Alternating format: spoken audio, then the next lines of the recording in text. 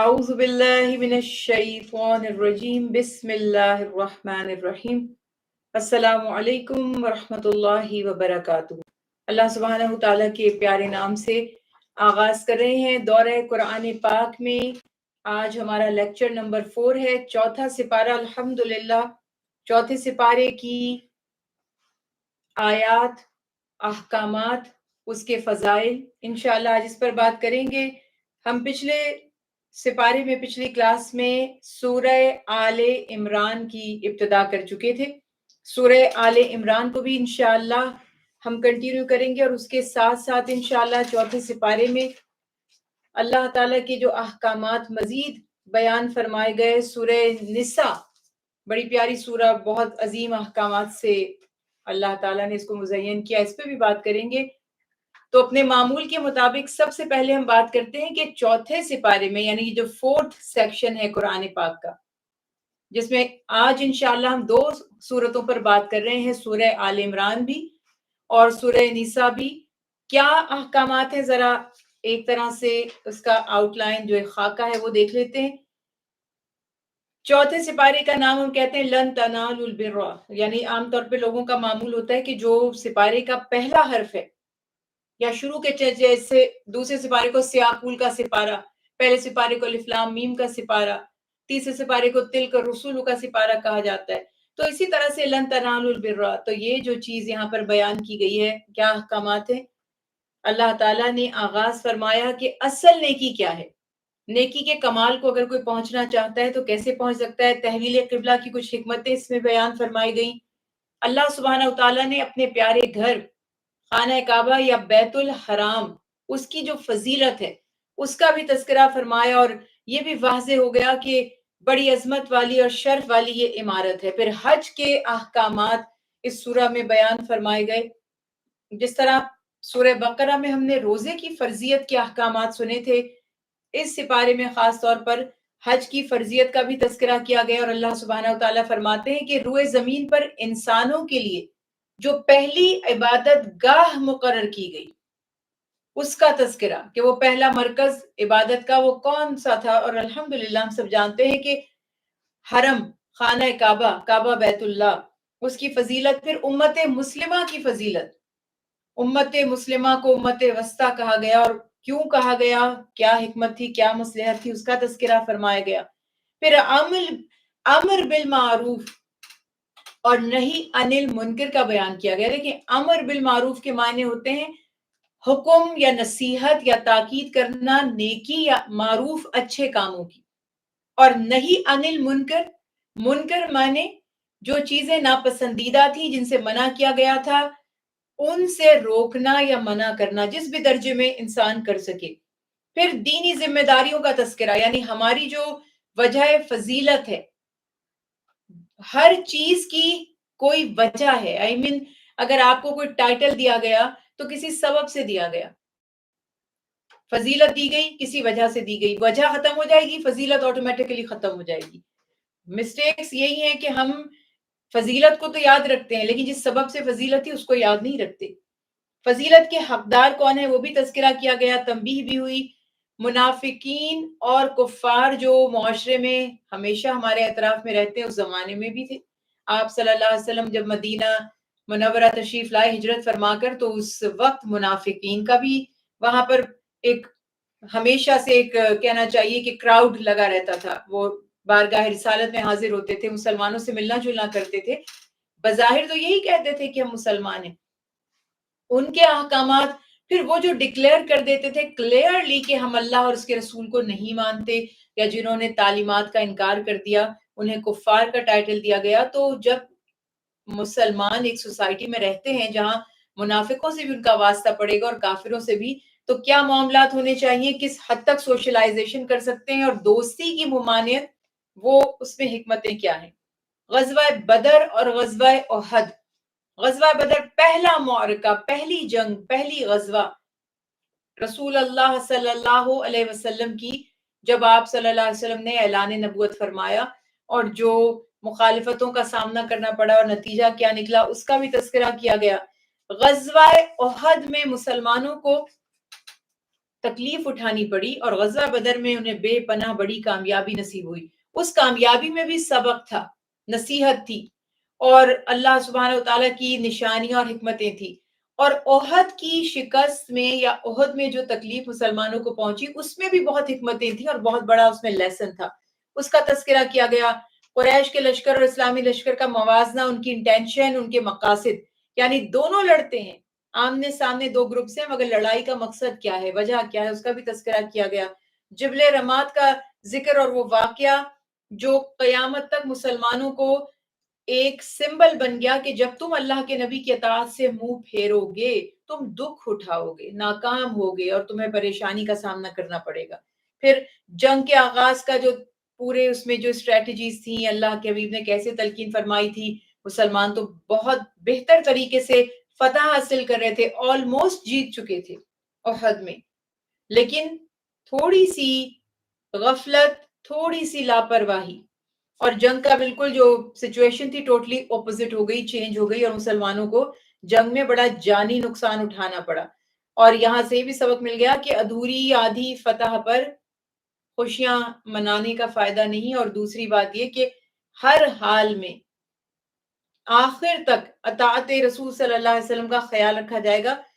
پھر منافقین نے جو شر پھیلایا تھا اس غزوہ کے دوران، اس کا تذکرہ، قریش کی جو غلطی تھی اس پہ انہیں احساس ہوا، اس کا ذکر، عزم و وفا کا تذکرہ اس میں کیا گیا کہ کس طرح اللہ کے حبیب اور ان کے جو جان نثار ساتھی تھے ہر آزمائش اور مشکل کی گھڑی میں صحابہ اللہ تعالیٰ کے اور اللہ کے حبیب کے کس طرح فرما بردار رہتے ہیں اور اللہ کے نبی سے کیسے وفادار رہتے ہیں. پھر اس کے بعد درمیان میں ایک غزوہ حمرات الاسد پیش آیا. وہ زخمی ہونے کے باوجود احد میں اللہ کے حبیب دوبارہ فرمایا کہ ہم جا کر ان سے مقابلہ کریں گے کافروں سے. تو جو جان نثار ساتھی مخلص مسلمان تھے، باوجود اس کے کہ وہ بہت سخت زخمی تھے، تھکے ہوئے تھے، دکھی تھے، پریشان تھے، لیکن وہ اللہ کے حبیب کی آواز پر پھر جوش و خروش کے ساتھ اٹھ گئے. تو اہل ایمان کا وہ تذکرہ، ان کی تعریف بھی کی گئی.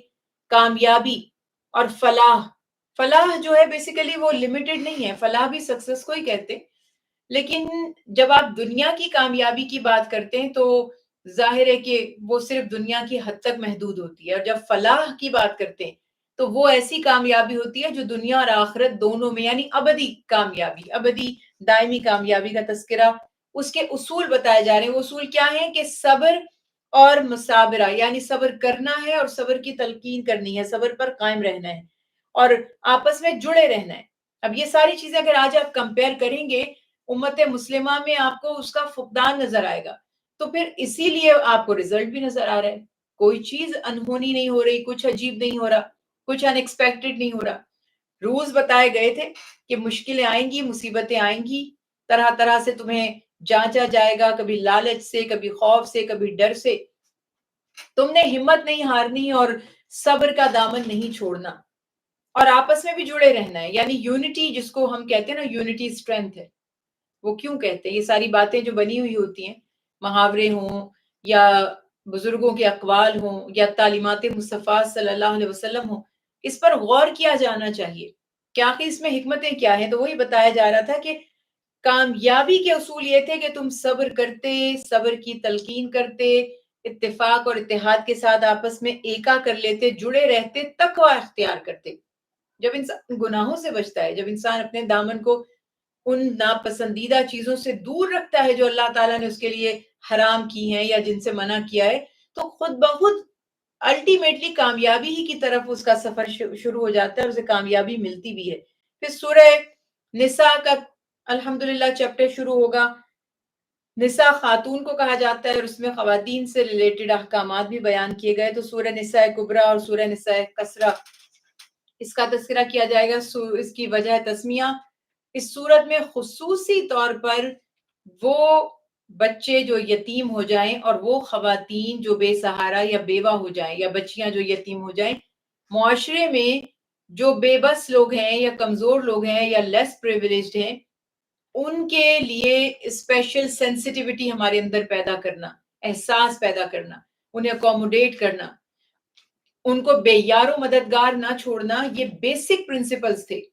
اور اسی چیپٹر سے یہ سورہ اللہ تعالیٰ نے نازل فرمائی، اور اس میں خواتین کو سپورٹ کرنے کے لیے، سہارا دینے کے لیے، اسلام کی اشاعت کے لیے جو مختلف حکمتیں تھیں، مردوں کو اللہ سبحانہ و تعالیٰ نے یہ بھی فرمایا کہ وہ ایک سے زائد نکاح کر سکتے ہیں، اور دوسری طرف تعداد ازواج کا جو کانسیپٹ دیا گیا وہ اس طرح سے دیا گیا کہ جو کانسیپٹ تھا ہی نہیں کہ کتنی بیویاں ہونی چاہیے ایک غیر مسلم معاشرے میں، کفار کے معاشرے میں، وہاں جس کا جتنا دل چاہتا تھا شادیاں کرتے تھے، جن کو چاہتے تھے رکھتے تھے، جنہیں چاہتے تھے چھوڑ دیتے تھے۔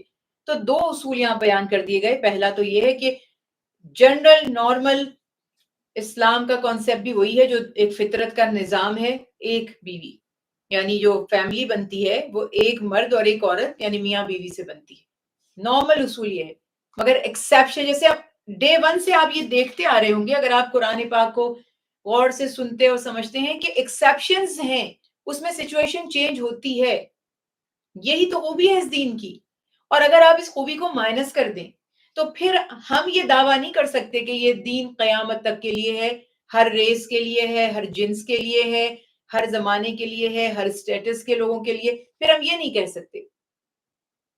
اس میں یہ جو خوبی ہے نا، وقت کے ساتھ آسانیاں ہیں، کہیں پہ صورتحال ہے تو سختی ہے، یعنی نارمل روٹین سے ہٹ کے سخت حکم آ جاتا ہے، کہیں پر نارمل روٹین سے ہٹ کر نرمی اور ایکسیپشن آپ کو دے دی جاتی ہے، ایگزمپٹ کر دیا جاتا ہے۔ تو یہ جو چیزیں ہیں یہ اس کا حسن ہے۔ تو اس کے یہاں پہ تعداد ازواج میں جو حکمتیں تھیں which is badly misunderstood، جو ہمارے ہاں سارے کہتے ہیں کہ اس مسلمانوں کو 4 شادیوں کی اجازت ہے، حتیٰ کہ وہ یہ صرف نہیں کہتے کہ اجازت ہے، بلکہ سمجھتے ہیں بہت سے لوگ کہ شاید ریکمینڈڈ ہے یا پسندیدہ ہے کہ وہ ایک سے زیادہ نکاح کر لیں۔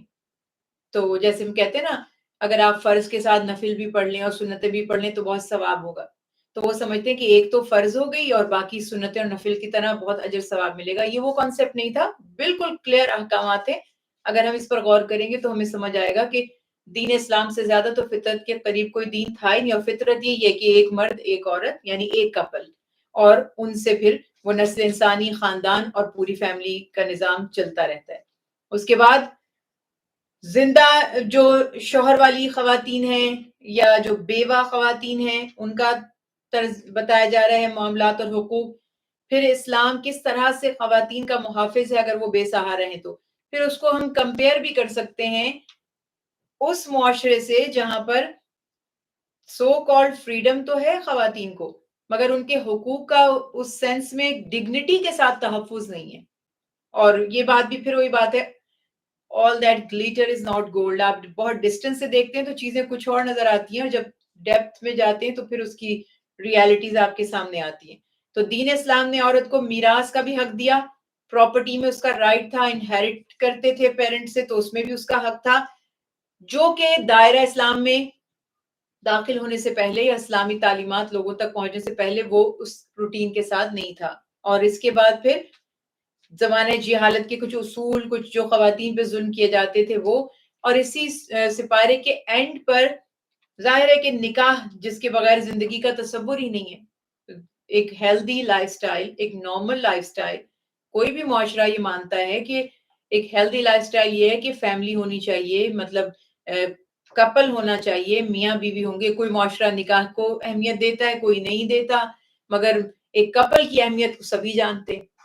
تو وہ چیز یہاں بتائی گئی کہ اسلام نے جہاں ہر معاملے میں بیلنس اور ہیلدی رولنگز آپ کو دی ہیں، تو یہ خود ہی مدد فرما دی کہ ایک مرد جب جوڑا بنانا چاہے، یعنی جیسے کہ ہر مرد کی خواہش ہے کہ اس کو کوئی خاتون ملے۔ آپ دیکھیں کہ مذہبی جو مغربی معاشرہ ہے تو اس میں کب سے وہ چھوٹے چھوٹے بچے ابھی اسکول میں ہی ہوتے ہیں تو وہ شروع کر دیتے ہیں فائنڈ آؤٹ کرنے کے لیے کہ کوئی ہمیں گرل فرینڈ مل جائے۔ تو دین اسلام یہ جانتا ہے کہ ایک فطرت ہے مرد کی، اس کو ضرورت ہوگی خاتون کی، تو اللہ تعالیٰ نے حکم دیا کہ آپ نکاح کریں گے، اور نکاح کتے اور بلیوں کی طرح سب سے تو نہیں ہو جائے گا۔ وہ ہمارے گھر میں بلی ہے تو وہ پتہ چلا جی یہ جو بلی کا بچہ ہے، پہلے یہ بلی کا بچہ تھا، اب وہ اس کا ہسبینڈ ہے، اس سے اور بچے ہیں۔ یہ جانوروں میں ہوتا ہے، انہیں رشتوں کا کوئی پاس نہیں ہوتا، مگر انسانوں میں ایسا نہیں ہوتا۔ انسانوں کی ایک ڈگنیٹی ہے، ان کا ایک وقار ہے۔ تو اس وقار کی وجہ سے بتایا کہ یہ رشتے ہیں، ان کی ایک بیوٹی ہے، اس میں کوئی تمہاری ماں ہے، کوئی بہن ہے، کوئی خالہ ہے، کوئی پھوپھی ہے، تو کوئی بیٹی ہے، تو بیوی کے لیے کون ہونی چاہیے، کس کس سے نکاح کیا جا سکتا ہے، یا کن رشتوں میں نکاح نہیں کیا جا سکتا، ان کی جو حرمت ہے، جو ان کا ریلیشن شپ ہے آپ سے، وہ نکاح والا نہیں ہے. یہ سارے جو محرمات نکاح ہیں وہ بتا دیے گئے، اور ماشاءاللہ ایک خوبصورت معاشرہ تشکیل پایا. یعنی وہ میں کہتی ہوں نا، جانوروں سے آپ اپنے آپ کو ممتاز کریں، اور آپ اچھی طرح جانتے ہیں آج کی بات تو نہیں ہے، یہ تو بہت سالوں سے چیزیں ریکارڈ پر آ رہی ہیں کہ کچھ معاشروں میں رشتوں کا تو کوئی تقدس ہے ہی نہیں، باپ بیٹی، ماں بیٹے کا کوئی شرم لحاظ نہیں ہے. تو اس وجہ سے وہ پھر وہی والی بات ہے کہ ہم سویلائزڈ اپنے آپ کو کہتے ہیں، ہم کہتے ہیں کہ ہم ہیومن بینگ ہیں، ہم سب سے زیادہ سپیریئر ہیں، لیکن جب آپ ان رشتوں میں دیکھتے ہیں تو آپ کو پھر سڑک پہ گھومتے ہوئے جانوروں میں اور ایسے لوگوں میں کوئی ڈفرنس نظر نہیں آتا. تو یہی چیزیں یہاں پر مسلمانوں کو باوقار کرتی ہیں، جو اللہ سبحانہ تعالیٰ نے خوبصورت پیارے احکامات اپنے سپارے میں بیان فرمائے. اب سب سے پہلے اگر ہم بات کریں اللہ کے نام سے شروع کر کے، لن تنالوا البر حتى تنفقوا مما تحبون. اگین پوری زندگی میں آپ یہ دیکھتے ہیں، میں آپ ہم سب جن چیزوں سے ہم پریشان ہو رہے ہیں، کوئی ہم سے دھوکا کرتا ہے، کوئی لاپرواہی کرتا ہے، غلط ڈیلنگ کرتا ہے، کبھی اتنا بڑا بل بن کر آ جاتا ہے، کبھی ٹیکسز لگ کر آ جاتے ہیں، کبھی پینلٹیز لگ کر آ جاتی ہیں. اور تو اور اب ایک عجیب سی بات ہے کہ وہ ہمارے پاس بل آتا ہے، اس میں ہمارے پاس بل میں لکھا ہوا ہے کہ جی 60 پاؤنڈ ہمارے فلاں کسی جگہ پہ چارج ہو گئے. اب ہم دیکھتے ہیں کہ یہ 60 پاؤنڈ کہاں چارج ہو گئے، ہم نے تو ایسا کچھ کیا نہیں. کوئی پرچیز، اب اس میں جی ایپ پرچیزز ہیں. کیا ہوا تھا؟ ہوا جناب یہ تھا، جب ہم نے انویسٹیگیشن کی کہ ایک ایڈ آ رہا تھا ایپ پر، اور ہم نے اس کو جب ایڈ کو اسکپ کرنے کا میسج آتا ہے فیو سیکنڈ میں، جیسے لکھا آتا ہے نا اسکپ ان 5 سیکنڈ، ہم نے اس کو پہلے کلک کر دیا کہ یہ ہٹے تو ہم اپنا ایپ یوز کر سکیں. انہوں نے اس کو پرچیز میں ڈال دیا. یعنی عجیب بات ہے کہ جب میں ولنگ ہی نہیں ہوں، میرا انٹرسٹ ہی نہیں ہے، آپ نے مجھ سے پرمیشن ہی نہیں لی، آپ نے یہ مجھ سے جانا ہی نہیں کہ میں یہ پرچیز کرنا چاہتی ہوں، ایپ کے نہیں کرنا چاہتی، 60 پاؤنڈ آپ نے کاٹ دی، چارج کر دیا مجھے. ہزاروں چیزیں ایسی، کوئی فری میں آپ کو آ رہا ہے فری ٹرائل فور 2 days. اب اگر آپ کا غلطی سے بھی ہاتھ سکپ ہو گیا اس کے اوپر، اور وہ ہاتھ ٹچ ہو گیا، اس کے بعد آپ کو تو خیال بھی نہیں رہا، 2 days کا فری ٹرائل تھا، پھر نیچے ٹرمز اینڈ کنڈیشن میں لکھا ہوتا ہے اتنے دن تک اگر آپ نے اس کو نہیں بند کیا اور اس کو نہیں ڈسکنٹینیو کیا تو آپ کا نیکسٹ منتھ اتنا بل آ جائے گا. کہنے کا مقصد یہ تھا کہ ہر جگہ ڈفرنٹ طریقے سے فراڈز ہو رہے ہیں، بہت کچھ ہو رہا ہے ہمارے اطراف میں. کالز آ رہی ہیں، فلاں کبھی کوئی کمپنی بن کے بات کر رہی ہے، کبھی کوئی کمپنی بات، کبھی موبائل پر فون آ رہے ہیں، کبھی آپ کے لینڈ لائن پر فون آ رہے ہیں. ہر شخص اگر آپ دیکھ رہے ہیں کہ وہ کوئی کمانے کے لیے، کوئی بزنس کرنے کے لیے، کوئی فراڈ کرنے کے لیے، الٹیمیٹ گول سب کا پیسہ ہے، سب پیسہ چاہتے ہیں. اس کے لیے طرح طرح کی چیزیں بنائی جا رہی ہیں، انٹروڈیوس کی جا رہی ہیں، چینلز بن رہے ہیں، ہر طرف آس پاس ایک گہما گہمی ہے، پیسہ پیسہ، سب موٹو پیسہ ہی ہے سب کا. یہ دینی مدرسے، مساجد، یہ بھی نہیں اس سے بچ پائے. یہاں پر بھی میں پہلے بھی اس سجیشن دے چکی ہوں کہ اگر ہمارے مدارس اور مساجد اسپیشلی مسلم کنٹری میں گورنمنٹ ٹیک اوور کر لے اور وہ طے کر دے کہ کس کو رکھنا ہے، کس کی کتنی کوالیفیکیشن ہے، کس کا کیا وظیفہ ہوگا، تو آپ دیکھیں گے کہ بہت سے فرقہ واریت اور تعصب اور نفرتیں ختم ہو جائیں گی، کیونکہ ان کا اپنا پرسنل پتہ چلے گا کہ ہمیں ذاتی طور پہ کوئی فائدہ نہیں ہوگا، یہ تو گورنمنٹ کے تھرو ہی بس ہمارا وظیفہ مقرر ہے، اور اسی طرح ان کے تھرو پراپر چینل ہمیں چلنا پڑے گا. تو یہ بہت ساری فیکٹرز جو ہیں وہ یہ کہ پیسہ. تو آپ یہ دیکھ رہے ہیں کہ پوری زندگی میں ہر کنٹری میں، ہر جگہ پر، ہر پروفیشن میں حتیٰ کہ روحانی جو فیلڈز ہیں ان میں بھی پیسہ انوالو ہو گیا ہے. تو اللہ تعالیٰ جانتے ہیں کہ پیسے کی لالچ اور اس کا انٹرسٹ کتنا زیادہ ہے ہمیں. تو اس لیے آپ یہ دیکھ رہے ہیں کہ ہر دوسرے صفحے پر، ہر دوسری آیت مبارکہ میں، ہر دوسری صورت میں بار بار انفاق فی سبیل اللہ کی بات ہو رہی ہے. یعنی اتنی رزق حلال کھانے اور کمانے کی ایمفیسائز نہیں نظر آ رہا جتنا کہ خرچ کرنے کا اس پہ ایمفیسائز نظر آ رہا ہے کہ مال کی محبت کم کرو، ہاتھ سے پیسے کو نکالو. اور اس کو پریکٹس کر کے دیکھا ہے ہم نے کہ جب ہم خرچ کرتے ہیں تو وہ کہتے ہیں نا کیئر فری ہو جاتے ہیں. اس کو کہتے ہیں اردو میں بے نیازی. یہ بے نیازی کا وصف پیدا ہو جاتا ہے، پرواہ نہیں رہتی، لالچ نہیں رہتی. اور اسی لیے اللہ تعالیٰ فرما رہے ہیں کہ تم نیکی کی ہائٹ پر پہنچنا چاہتے ہو، پیک پر پہنچنا چاہتے ہو، تو تمہیں اپنی محبوب چیز میں سے خرچ کرنا پڑے گا. سب سے مشکل بات ہے. اور رسول اللہ صلی اللہ علیہ وسلم کے جانثار ساتھی جب آپ کے پاس تشریف لاتے ہیں اور جب وہ آپ سے پوچھتے ہیں کہ کیا خرچ کریں، اور اللہ کے حبیب فرماتے ہیں بچے ہوئے مال میں سے، پھر جب یہ حکم آتا ہے کہ اپنی محبوب چیزیں خرچ کرو، تو وہ بھی تو وقت آتا ہے نا کہ جب رسول اللہ صلی اللہ علیہ وسلم کے ساتھ تشریف لاتے ہیں، دیگر اصحاب تشریف لاتے ہیں، اپنی پراپرٹی میں سے، اپنی لینڈ میں سے، اپنے مال میں سے جو سب سے خوبصورت اور یوزفل ہے، یعنی ایک باغ ہے جو سب سے زیادہ پھل دیتا ہے، جس کی پیداوار سب سے زیادہ ہے، تو وہ اللہ کے حبیب کے قدموں میں آ کے رکھ دیتے ہیں کہ سب سے محبوب میرا مال یہ ہے، یہ مجھے سب سے زیادہ نفع دیتا ہے، تو میں آپ کے قدموں میں اس کو رکھتا ہوں کہ آپ اسے صدقہ کر دیجئے اللہ کی رضا کے لیے. اسی طرح کئی واقعات روایات میں ملتے ہیں کہ صحابہ کرام کوئی اپنا سب سے بہترین گھوڑا ہوتا ہے کہ عرب کا تو ظاہر ہے، پھر وہ جو مجاہد بھی ہوں، ایک تو ٹریول کرنا، یعنی کہ جس طرح آپ کے پاس بہت ساری گاڑیاں ہیں اور آپ کی ایک فیوریٹ کار ہوگی، تو اس فیوریٹ کار میں نہ صرف یہ بات ہوتی ہے کہ وہ ایکسپینسو ہے یا لیٹسٹ یا اچھا ماڈل ہے، بلکہ ایک آپ کی آپ اس سے بہت زیادہ یوز ٹو ہو جاتے ہیں نا کہ آپ کا کمفرٹ زون بن جاتی ہے وہ کار، کہ یہ آپ کو سوٹ کرتی ہے. بس اب آپ اس پر آپ کا ہاتھ سیٹ ہو گیا ہے اور آپ کو یہ پسند ہے، تو وہ آپ اللہ کی راہ میں دے دیں گے. ذرا اب تھوڑا سا ہم نے ساتھ ساتھ جائزہ بھی لیتے رہنا ہے. یہ تو کوئی آپ سے نہیں کہہ رہا کہ آپ اپنی بی ایم ڈبلیو یا مرسیڈیز جو ہے یا لیمبرگینی آپ اللہ کی راہ میں دے دیں، مگر میں تو صرف بتا رہی ہوں کہ جب ہم اللہ سے توقع کرتے ہیں اور جب ہم اللہ سے مانگتے ہیں، جب ہم اللہ سے دعا کرتے ہیں، تو ہم اپنے آپ کو ولیوں سے بھی ٹاپ پر سمجھتے ہیں کہ ہم تو منہ سے بات نکلے اور یہ جھٹ سے پوری ہو جائے. لیکن جب ہم دیکھتے ہیں اپنی اصلیت کو کہ ہم کیا ہیں، تو ہمیں پتہ چلتا ہے ہم کچھ بھی نہیں ہیں.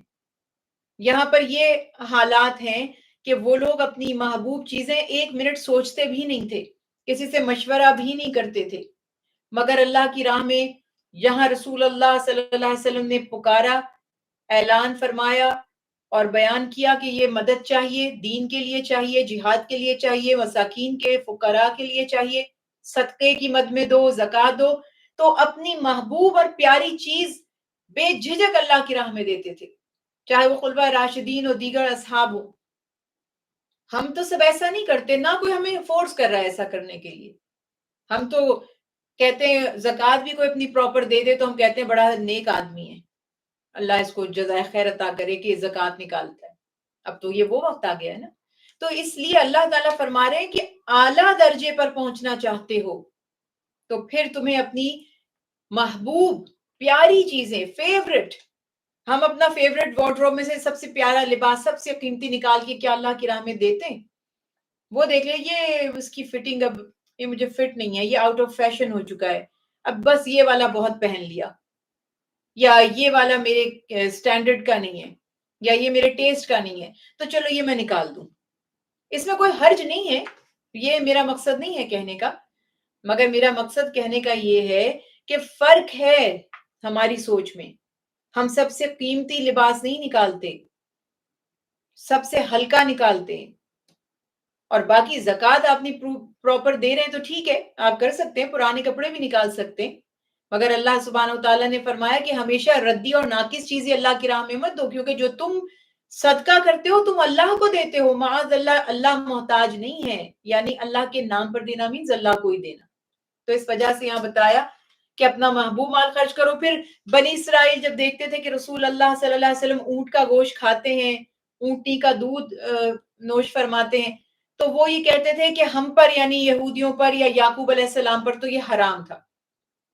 پیارے رسول صلی اللہ علیہ وسلم فرماتے ہیں کہ اگر تم یہ کہہ رہے ہو کہ یہ تم پر حرام تھا، فاتو بالتوراتی، اللہ تعالیٰ فرما رہے اے حبیب صلی اللہ علیہ وسلم سے فرمائیے لے کر آؤ توریت۔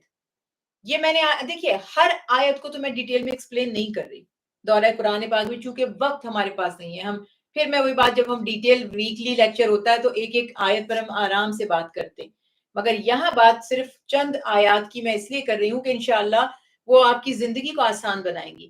آج میں اور آپ ایسی صورتحال میں ہیں کہ جہاں کہیں تو ہم دیکھتے ہیں کہ کوئی حرام کی پرواہ ہی نہیں کرتا اور وہ ڈرتا ہی نہیں ہے کوئی حرام کام کرنے سے یا کہ حرام سے بچے، تو دوسری طرف ہم اس مشکل میں بھی گرفتار ہیں کہ کچھ لوگ ہر چیز کو حرام کہنے لگتے ہیں، مطلب جو بھی ناپسندیدہ چیز ہے، جو بھی ان یوزول ہے، جو بھی نیا ہے، جو بھی لیٹسٹ ہے، اللہ کے حبیب کے زمانے میں نہیں ہوا، ہمارے کلچر میں اس کو پسند نہیں کیا گیا، تو ہم یہ نہیں سوچتے کہ یہ ناپسندیدہ بھی اس کو کہا جا سکتا ہے، اس کو مکروہ بھی کہا جا سکتا ہے، ڈائریکٹ حرام کہتے ہیں۔ یہاں یہ رولنگز ہیں کہ اگر کوئی شخص کسی چیز کو حرام کہے تو اس کو دلیل لانی چاہیے۔ میں آپ سے کہتی ہوں یہ حرام نہیں ہے، دلیل میں نے نہیں لانی، دلیل وہ لے کر آئے جو اس کو حرام کہہ رہا ہے، کیونکہ قرآن پاک سے اور تعلیمات مصطفیٰ صلی اللہ علیہ وسلم سے پتہ چلتا ہے کہ جس چیز کے بارے میں حرام کا فیصلہ نہیں کیا گیا وہ حلال ہے، یعنی جنرل رولنگ، جس چیز کو حرام نہیں کہا گیا آپ ازیوم کریں گے کہ وہ حلال ہے۔ تو جب کوئی یہ کہے کہ فلاں چیز ہم پر حرام تھی، فلاں چیز تم پر حرام ہے، تو اس کو کہیے کہ دلیل لاؤ۔ ہم الٹا کرتے ہیں، اگر کوئی کہے کہ یہ حرام نہیں ہے تو اس کے پیچھے پڑ جاتے ہیں اور اس کو بے دین اور کافر اور کیا کیا کچھ ٹائٹل بیٹھے بٹھائے دے دیتے ہیں، اور جو حرام کہہ رہے ہیں اس سے نہیں پوچھتے کہ تم نے یہ کہاں سے حرام کر دی۔ چھوٹی سی بات ہے، کان میں لوگ اس میں وہ پیسٹ بنا کے وہ ڈال لیتے ہیں نا، ٹاکس ڈال لیتے ہیں، لڑکے ڈال لیتے ہیں، حرام ہے، موت تمہاری ایسی ہو جائے گی، تم دوزخ میں جاؤ گے، تمہارا جنازہ نہیں ہوگا۔ حد ہی ہے، بس حد ہی ہے۔ یعنی آپ یہ تو کہہ سکتے ہیں کہ اگر کوئی اس میں کانوں میں سوراخ کر کے جیولری پہن رہا ہے تو یہ تو اس میں آپ کہہ سکتے ہیں کہ زیور، یہ جو زیور ہے یہ خواتین کے لیے ہے، اسپیسیفکلی ان کی زینت ہے۔ دیکھا جائے تو وہ تو وہاں بھی عورتوں کے لیے بھی کہیں نہیں لکھا ہوا کہ وہ آپ 6 کان اپنے چھدوا لیں، مگر کوئی نہیں کہتا کہ بھئی یہ حرام ہے، غلط ہے، ٹھیک ہے کرنے دیتے ہیں ان کو۔ تو وہ ایک کان میں اس نے چھوٹا سا ٹاپس ڈال دیا تو حرام ہے۔ کسی نے کوئی کسی بڑی شخصیت سے، کسی آرٹسٹ سے، کسی فٹ بالر، کرکٹر، اسپورٹس کے بندے سے امپریس ہوئے، اس نے کوئی بریسلٹ ہاتھ میں پہنا تھا، اب ہمارے نوجوانوں نے پہن لیا، اب وہ اس کو کہہ رہے تمہاری تو نماز نہیں ہوگی اس بریسلٹ میں۔ تو عجیب و غریب تصورات ہیں۔ تو اس لیے جہاں ہمیں گناہوں سے بچنا ہے وہاں بلا وجہ ہمیں چیزوں کو حرام کے درجے پہ بھی لے کر نہیں جانا جبکہ ہمارے پاس اس کی دلیل بھی نہ ہو، یہ بات یہاں بتا دی گئی۔ پھر بیت اللہ کی فضیلت، ان اول بیت وضع للناس للذی ببکۃ مبارکا وہدی للعالمین، کیا خوبصورت بات ہے۔ کچھ لوگوں کا یہ کانسیپٹ ہے یا ان کا یہ سوچنا ہے یا ان کا یہ نظریہ ہے کہ بیت المقدس پہلی پرانی عبادت گاہ تھی، یہ یہود کہتے تھے کہ سب سے پہلی عبادت گاہ بیت المقدس تھی، جبکہ سچ یہ ہے کہ اللہ تعالیٰ فرما رہے ہیں زمین پر، آسمانوں پر تو عبادت ہو ہی رہی تھی، زمین جب اللہ نے قائم فرمائی تو اس میں جو پہلا مرکز عبادت کا بنایا گیا تو وہ مکہ کا پرانا نام بکہ تھا، اس کا تذکرہ کیا جا رہا ہے کہ وہ گھر تھا جو مکہ میں ہے، مبارک اور ہدایت لوگوں کے لیے۔ مبارک اس لیے کہ وہ سرزمین ہے انبیاء کی، اور وہیں سے رسول مجتبی احمد مصطفیٰ رسول کریم صلی اللہ علیہ وسلم جن پر نبوت مکمل ہوئی وہ وہاں سے اسی سرزمین میں وہ مبعوث ہوئے، اسی جگہ اللہ کو یاد کرنے ہر شخص زندگی میں ایک بار حج کی ادائیگی کے لیے جاتا ہے، وہاں اللہ کی خصوصی رحمت اس پر ہوتی ہے، وہاں دعائیں بہت جلد قبول ہوتی ہیں، وہاں توبہ بہت جلد قبول ہوتی ہے، تو وہ برکت والی سرزمین اور ہدایت، کیونکہ سرچشمہ ہدایت، یعنی آج تو وہاں مندر بھی بنیں گے اور کیا کیا کچھ ہوگا، انہوں نے نہیں ہدایت دینی تھی، یہ جو اب یہاں اس کے وارث بنے بیٹھے۔ اللہ تعالیٰ فرما رہے ہیں کہ یہاں سے نصیحت حاصل ہوئی تھی، مرکز کیا تھا؟ نبی کریم صلی اللہ علیہ وسلم، اور آج بھی وہ کعبہ جو ہے وہ یونٹی کا سمبل ہے مسلمانوں کے لیے، تو اس وجہ سے بتایا کہ تمام عالمین کے لیے یہاں پہ ہدایت تھی، اور اس میں کھلی ہوئی نشانیاں تھی، مقام ابراہیم تھا، اور پھر اللہ تعالیٰ نے فرمایا کہ وَلِلَّهِ عَلَى النَّاسِ حِجُّ الْبَيْتِ مَنِ اسْتَطَاعَ إِلَيْهِ سَبِيلًا، کہ اللہ نے واجب فرما دیا، فرض کر دیا، جو زندگی بھر میں ایک مرتبہ فرض ہے، جو اس گھر تک پہنچنے کی توفیق رکھتا ہے، سواری، یعنی کہ سواری، آج تو سواری لے کے نہیں ساتھ جاتے، ٹکٹ کے پیسے ہیں، ٹریول ایکسپینس ہیں، یہ آج سواری کی جگہ آپ کہیں گے، راستہ پرامن ہے، آپ کی صحت اجازت دیتی ہے کہ آپ یہ سفر اور مناسک طے کر پائیں گے، تو یہ سارے معاملات ہیں، اس لیے اللہ تعالیٰ فرماتے ہیں کہ جو بھی استطاعت رکھتا ہے زندگی میں ایک بار اس گھر کی زیارت کرے اور حج ادا کرے، اور جو انکار کرے گا فَمَن كَفَرَ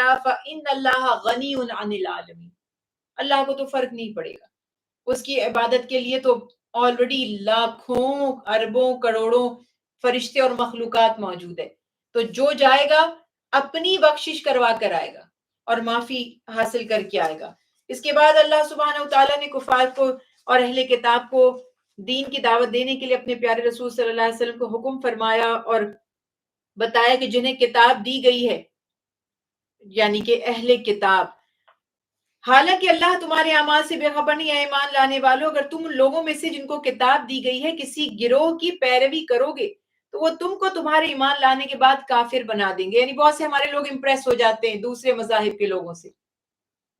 اگر میں سنت نبوی کی بات کروں تو مزاج مصطفیٰ صلی اللہ علیہ وسلم، سنت رسول اللہ صلی اللہ علیہ وسلم یہ ہے کہ جو بھی معاشرہ، جو بھی قوم، جو بھی لوگ آپ کے جو پیئر ہیں، جو بھی آپ کے پیئر، آپ کے آس پاس، آپ کے دوست، نیبر، اچھا کام کوئی بھی کرے، چاہے وہ دینی ہو یا دنیاوی، اس کو کاپی کرنا یا اس کو جوائن کرنا یا اس کو فالو کرنا برائی نہیں ہے، کام اچھا ہے آپ شامل ہو جائیں، اس کا حصہ دار بن جائیں، لیکن وہ لوگ جو اپنے دین کو چھوڑ کر دوسروں کی دین سے متاثر ہو رہے ہیں، یہاں اللہ تعالیٰ ارشاد فرما رہے ہیں کہ وہ تو تم سے راضی نہیں ہوں گے، تم انہیں خوش کرو، وہ کہتے ہیں نا جی ہم پوجا بھی کرتے ہیں اور آیت الکرسی بھی پڑھتے ہیں،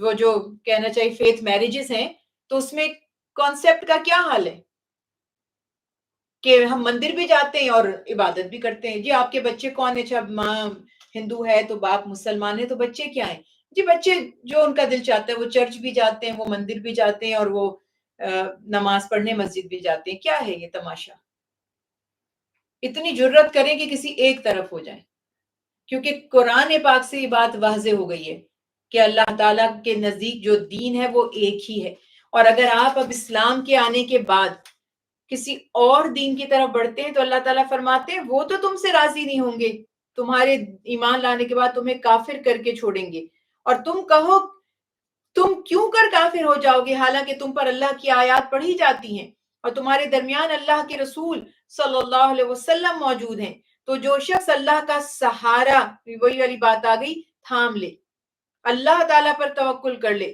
یقیناً اس کو صراط مستقیم کی ہدایت کی جائے گی، یعنی یہ جو کل بھی ہم نے بات کی ہے پچھلی کلاس میں کہ ایمان اور کفر ایک جگہ جمع نہیں ہو سکتے، اللہ تعالیٰ نے سورہ احزاب میں بھی فرمایا نا، اللہ نے کسی کے سینے میں دو دل نہیں بنائے کہ اس میں ایک میں ایمان ہو اور ایک میں کفر ہو، یا تو آپ کافر ہوں گے یا مومن ہوں گے، تو اس کے بیچ میں اگر آپ ہیں تو منافق ہیں، ہاں کوتاہیاں ہوتی ہیں، غلطیاں ہوتی ہیں، عمل کی کمی ہو سکتی ہے، کوئی اس میں شک کی بات نہیں، پر گریجولی انسان اصلاح کی تو کوشش کرتا ہے، سوچتا تو ہے کہ میں چلو میں نمازی نہیں ہوں میں نمازی بنوں گا، روزے نہیں رکھتا روزے رکھوں گا، نہیں رکھ رہا شرمندہ ہے شرمسار ہے توبہ تو کرتا ہے، یہ تو نہیں کہ میں نماز کو تو فرض مانتا ہوں روزے کو نہیں مانتا، بھائی نماز کیا ہے؟ اب ایسے ایسے فلاسفر پیدا ہو رہے ہیں، کئی تو نماز کے یہ جو پراپر ریچول ہے اسی کے منکر ہیں. وہ کہتے ہیں نماز کا مطلب ہے، صلاۃ کے مطلب ہے دعا، بس دعا کر لو اللہ سے. تو وہ جو اتنے سال صحابہ کرام رضوان اللہ علیہم اجمعین، تابعین، تبع تابعین، صالحین، سب سے ہمیں نماز کا طریقہ ملا، معاذ اللہ وہ سب کیا تھا؟ وہ کیا تھا پھر؟ فیری ٹیلز تھی کیا؟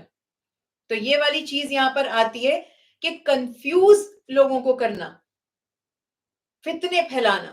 تو اسی وجہ سے اللہ تعالی ارشاد فرما رہے اگر آپ اللہ تعالی کے کہنا چاہیے پناہ میں آ جائیں، حلقے میں آ جائیں، دائرے میں آ جائیں. جیسے ہم کبھی سوچتے ہیں نا، یہاں پر ہم نے، اب آپ دیکھیں ریفیوجیز آ رہے ہیں مختلف ممالک سے، اب وہ مطمئن ہیں، جو اسائلم سیکر ہیں، اسائلم لینے کے بعد ریلیکس ہے کہ ہم یہاں محفوظ ہو گئے، ہم ایک مضبوط پناہ میں آ گئے. یہاں اللہ تعالیٰ فرما رہے ہیں کہ اللہ تعالیٰ کی پناہ میں آپ آ جائیں، تو پھر آپ کو کسی کا ڈر نہیں رہے گا اور کسی کا وسوسہ اور اندیشہ نہیں رہے گا. اے ایمان والو، اللہ کا تقوی اختیار کرو. یا ایھا الذین آمنوا اتقوا اللہ حق تقاتہ ولا تموتن الا وانتم مسلمون. سب سے پیاری بات یہ کہ اے وہ لوگو جو ایمان لائے ہو، یعنی ایمان تو تم لے آئے ہو، اب تقوی بھی تو اختیار کرو. صرف کلمہ پڑھ لینے سے لیبل لگ گیا ہے مسلمان ہونے کا. ہم اور آپ ایسے ایسے مسلمانوں کو دیکھتے ہیں کہ نام سے تو پتہ چلتا ہے کہ نام تو مسلم نیم ہے، مگر ان کے کوئی رکھ رکھاؤ، ان کی عادات اتوار، کوئی عمل بھی آپ کو ایک منٹ کے لیے شک بھی نہیں ہونے دیتا کہ وہ مسلم ہے، کیونکہ نام تو مسلمانوں والا ہے مگر تقوی نہیں ہے. تو اس لیے اللہ تعالیٰ فرما رہے ہیں کہ تقوی، پرہیزگاری، کانشیسنس، جو اپنے آپ کو مومن کہتا ہے وہ ایسے بے مقصد زندگی نہیں گزارتا. اس کی شخصیت میں ایمان نظر آنا چاہیے، اس کی شخصیت میں تقوی نظر آنا چاہیے. اور یہی بات یہاں پر اللہ سبحانہ و تعالیٰ فرما رہے کہ اس کا طریق، جو اس کا حق ہے تقوی کا، تقوی کا حق کیا ہے، کس طرح اللہ تعالیٰ کا تقوی اختیار کرے. یہ سوچیں کہ جس نے زندہ کیا ہے، زندگی عطا کی ہے، وہ اپنے پاس بھی حاضر فرمائے گا، ہم سے ہمارے اعمال کا حساب لیا جائے گا. تو ہم اس حال میں اپنے رب کے سامنے حاضر ہوں کہ ہم یہ کہہ سکیں کہ ہم نے یا اللہ آپ کی دی ہوئی زندگی کا، آپ کی دی ہوئی نعمتوں کا، ٹھیک ہے کمی کمزوری ہو سکتی ہے مگر ایسا نہیں ہے کہ اتنی ناشکری کی کہ ہم نے بھروسہ ہی نہیں کیا، کہ ہمیں یقین ہی نہیں تھا کہ ہم کبھی مر کے دوبارہ اٹھیں گے بھی اور آپ کے سامنے حاضر بھی ہوں گے. تو اللہ تعالیٰ ارشاد فرماتے ایمان کی حالت میں فرما بردار مسلمان مرنا. مسلمان مرنا کیا مطلب ہوتا ہے؟ کہ یہ مطلب ہوتا ہے کہ آپ مرنے سے پہلے عیسائی نہیں ہو گئے تھے یا کسی اور مذہب پہ نہیں چلے گئے تھے. مسلمان مرنے کا مطلب ہوتا ہے فرما برداری کرتے کرتے مرنا، نافرمانی کرتے ہوئے نہ مرنا. مجھے دکھ ہوتا ہے، افسوس ہوتا ہے جب ہم دیکھتے ہیں چھوٹے چھوٹے موبائلز کے لیے، چیپ موبائلز کے لیے جانیں لے رہے ہیں لوگ، دوسروں کی قتل کر رہے ہیں اور پولیس مقابلوں میں مر رہے ہیں اور آپس کی نفرتوں میں مر رہے ہیں، سیاسی اختلافات میں ایک دوسرے کی جانیں لے رہے ہیں. کیا موت ہے یہ؟ کیا ہے مقصد زندگی کا؟ کیا یہ مرنا ایک مسلمان کا مرنا ہے؟ تو یہاں پر یہی بات اللہ تعالیٰ ارشاد فرما رہے ہیں کہ اتنی فرما برداری کرو کہ جب تم مرو تو کوئی اچھا کام کرتے ہوئے. اسی لیے حدیث مبارکہ میں ہے کہ انسان جس کام کا زیادہ عادی ہوتا ہے تو موت کے وقت بھی وہی کام کرتا ہے، یعنی اسی عمل پر اس کو موت آتی ہے. نیکی کرتے ہوئے زندگی میں عادت ہوگا. جس طرح دیکھیں اکثر ہم کتنے فخر سے کہتے ہیں فلاں بھائی نماز پڑھتے پڑھتے فوت ہو گیا، یا وضو کر رہا تھا، یا مسجد جا رہا تھا، یا مسجد سے آیا تھا. کتنے فخر سے ہم یہ بات بتاتے ہیں، جبکہ پریکٹیکلی اگر میں آپ سے عرض کروں کہ اس طرح لوگوں کو جج نہیں کرنا چاہیے کہ اچھا اگر وہ نماز پڑھتے پڑھتے مر گیا تو سیدھا ہی جنت میں چلا گیا اور جو بیچارہ نماز نہیں پڑھ رہا تھا تو وہ نہیں گیا.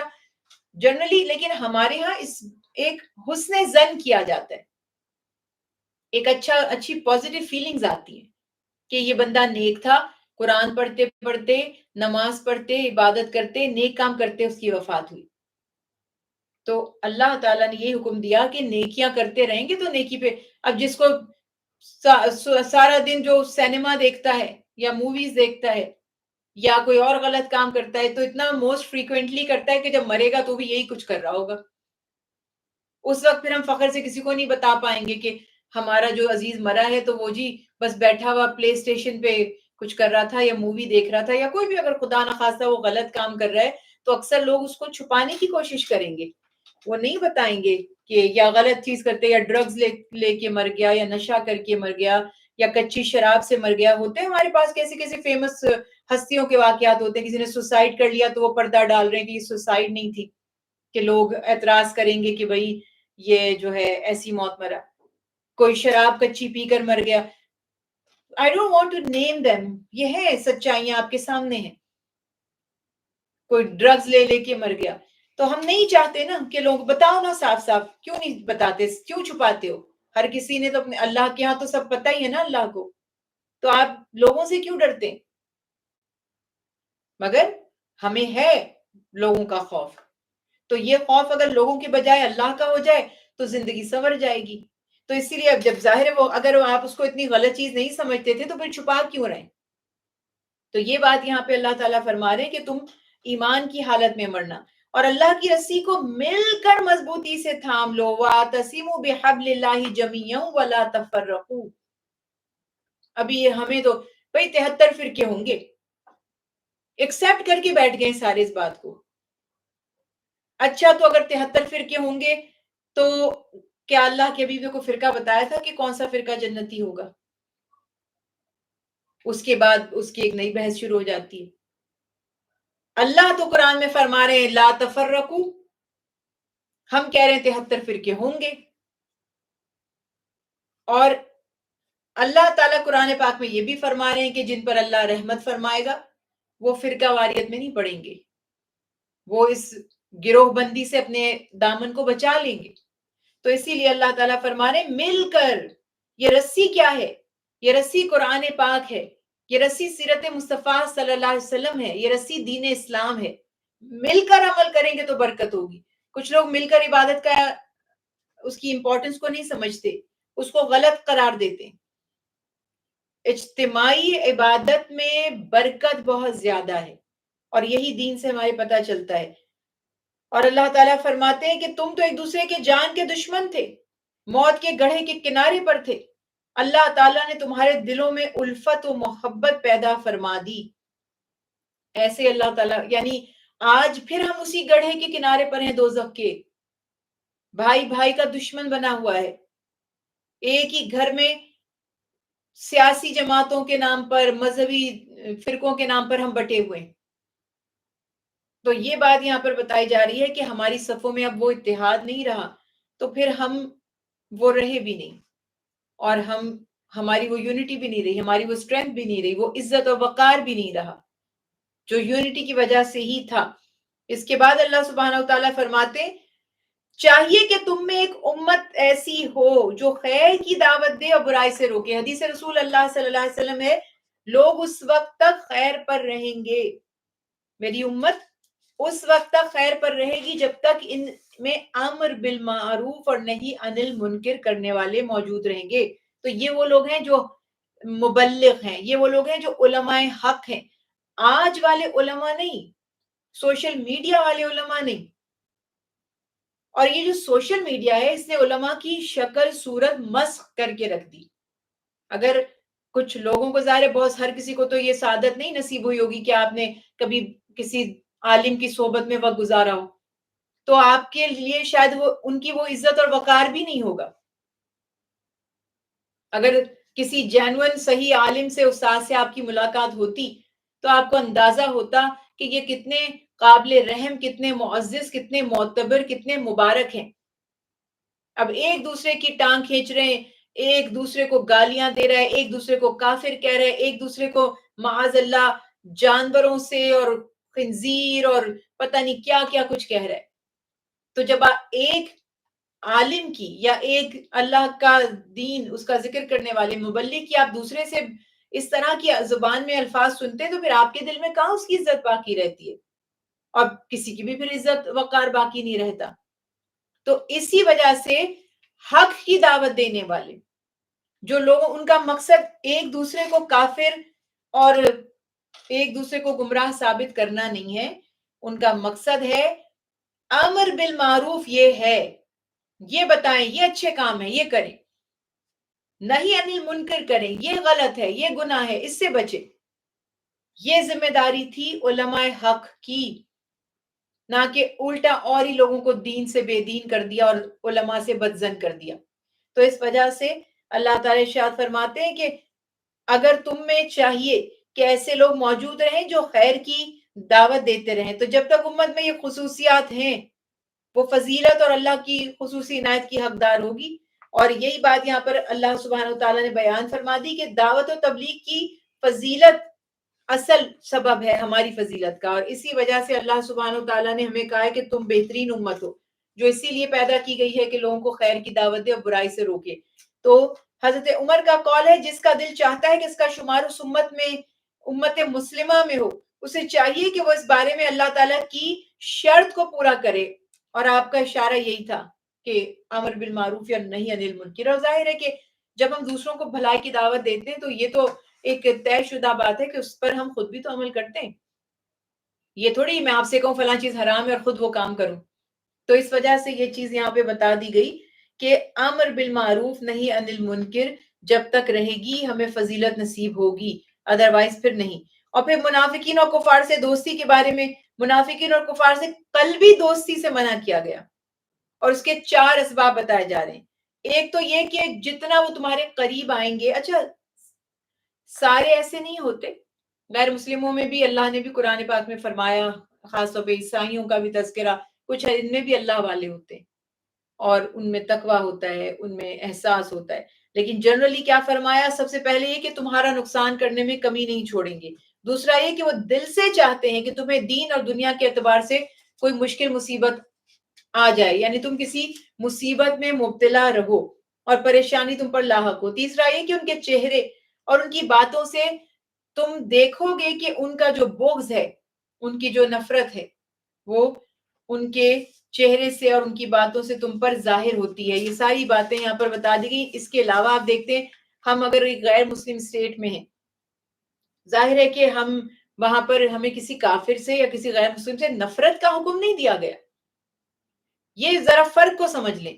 کئی ہمارے لوگ ہیں غیر مسلموں سے سیدھے منہ بات نہیں کریں گے، جیسے ایک وہاں پہ کلچر ہے کہ آپ کسی کو دیکھتے ہیں تو اسمائل پاس کرتے ہیں یا ہیلو ہائی کرتے ہیں یا کچھ اچھا بہیو کرتے ہیں یا کوئی گریٹنگز کرتے ہیں. کچھ ہمارے لوگ بہت ہی سٹبن اور بہت ہی روڈ سے بہیو کرتے ہیں. یہ کوئی تقویٰ تھوڑی ہے. خندہ پیشانی سے ملیں، ان کو ویلکم کہیں، اور آپ کو بس یہ کہا گیا ہے کہ ان کے ساتھ کاکٹیل پارٹیز مت اٹینڈ کریں، ان کے رنگ میں مت رنگیں، ان کے ساتھ کلبز میں جا کر دوستیاں نہ نبھائیں، اپنی لمٹس کو مت چھوڑیں. اس کے علاوہ ان سے اچھا سلوک کرنا، ہیلو ہائی کرنا، گریٹنگز کرنا، ان کو راغب کرنا، اپنا اخلاق ان کو دکھائیے کہ ہم مسلمان ہیں، خوش اخلاق ہیں، اور اگر انہیں مدد کی ضرورت ہو تو مدد بھی کریں. اور باقی سوشل جو ریلیشن شپ ہے، دوستی ہے، اس سے بالکل منع نہیں کیا گیا. جگری دوست بنانے سے، رازدار بنانے سے اپنی، اب کئی ہمارے دیکھیے وہاں بھی بہت لوپ ہولز ہیں، مسلمانوں میں بھی بہت پرابلمز ہیں، ہمیں بہت سے مسائل کا سامنا کرنا پڑتا ہے، ہمیں ڈسکریمنیشن کا سامنا کرنا پڑتا ہے. خاتون اسکالر ہونے کی حیثیت سے مجھے بہت مسائل ہوئے. غیر مسلم چینلز نے مجھے بہت انکریج کیا کہ آپ بتائیے کہ یہ کتنی مساجد میں اور فلاں جگہ پر ڈسکریمنیشن ہوتی ہے، آپ کو وہ ایکسیپٹنس نہیں، یہ وہ. ہرٹ تو میں بھی بھئی انسان ہوں، بہت ہوئی، بہت سے ایسے واقعات ہوئے کہ دل تو چاہ کہ بتاؤں کہ ہاں یہ ایسے ہی ہیں. میڈیا پر انٹرویو کرنے انہوں نے میرے، لیکن ایک ہی لمحے میں اللہ تعالیٰ نے توفیق عطا فرمائی کہ بچا لیا اس بات سے کہ اپنے لوگوں کو ہم بدنام کریں اور وہ ہنسے ہم پر کہ یہ اندر سے یہ لوگ ایسے مسلمان بات کرتے ہیں عورتوں کے حقوق کی، اور کسی عورت کو یہ عزت نہیں دے سکتے، برداشت نہیں کر سکتے. تو اپنا ہی وہ کہتے ہیں نا کہ ستر اپنے اس کو ظاہر کرنے والی بات ہے. اپنے عیبوں کو، اپنی کمزوریوں کو غیر مسلموں کے سامنے بیان کرنے سے کوئی فائدہ حاصل نہیں ہوگا. اچھا ان میں نہیں آپ نے سنا ہوگا کبھی کہ وہ بھی آپ سے شیئر کریں کہ ان کی عبادت گاہوں میں کیا کیا کرپشن ہوتی ہے اور کیا کیا کچھ ہوتا ہے. ہم زیادہ آؤٹ اسپوکن ہیں، ہم زیادہ بولتے ہیں، ہمارے لوگ ایسے ہوتے ہیں، ہمارے یہاں یہ ہوتا ہے، ہمارے کلچر میں یہ ہوتا ہے. خوب مزہ ان کو آتا ہے جب ہم اپنی اتنی برائیاں، ہمارے یہاں فورس میرجز ہوتی ہیں تو ہمارے ہاں جو ہے وہ دوپٹہ لینے کے لیے مجبور کیا جاتا ہے. جب وہ ملتے ہیں ہیڈ اسکارف ہم نے پہنا ہوا ہے، وہ اچھا آپ کو کس نے مجبور کیا ہے ہیڈ اسکارف لینے کے لیے؟ ہم نے سنا ہے کہ آپ کو فورس کیا جاتا ہے، آپ کے پیرنٹس، آپ کے ہسبینڈ آپ کو فورس کرتے ہیں کہ آپ اسکارف پہنے. ان کو یہی ہم نے میسج دیا ہوا ہے. تو یہ والی چیزیں یہاں پر ہیں کہ وہ والی دوستی نہیں ہونی چاہیے. باقی اچھا سلوک کریں اور وہ بالکل ٹھیک ہے. پھر منافقوں کو رازدار اور دوست بنانے سے منع کرنے کے بعد اب غزوہ بدر کا تذکرہ، جس کا وہ کہتے ہیں نا ساری اسلامی جو غزوات تھیں ان کا کہنا چاہیے کہ ٹاپ آف دا لسٹ غزوہ بدر پہلی غزوہ بھی ہے.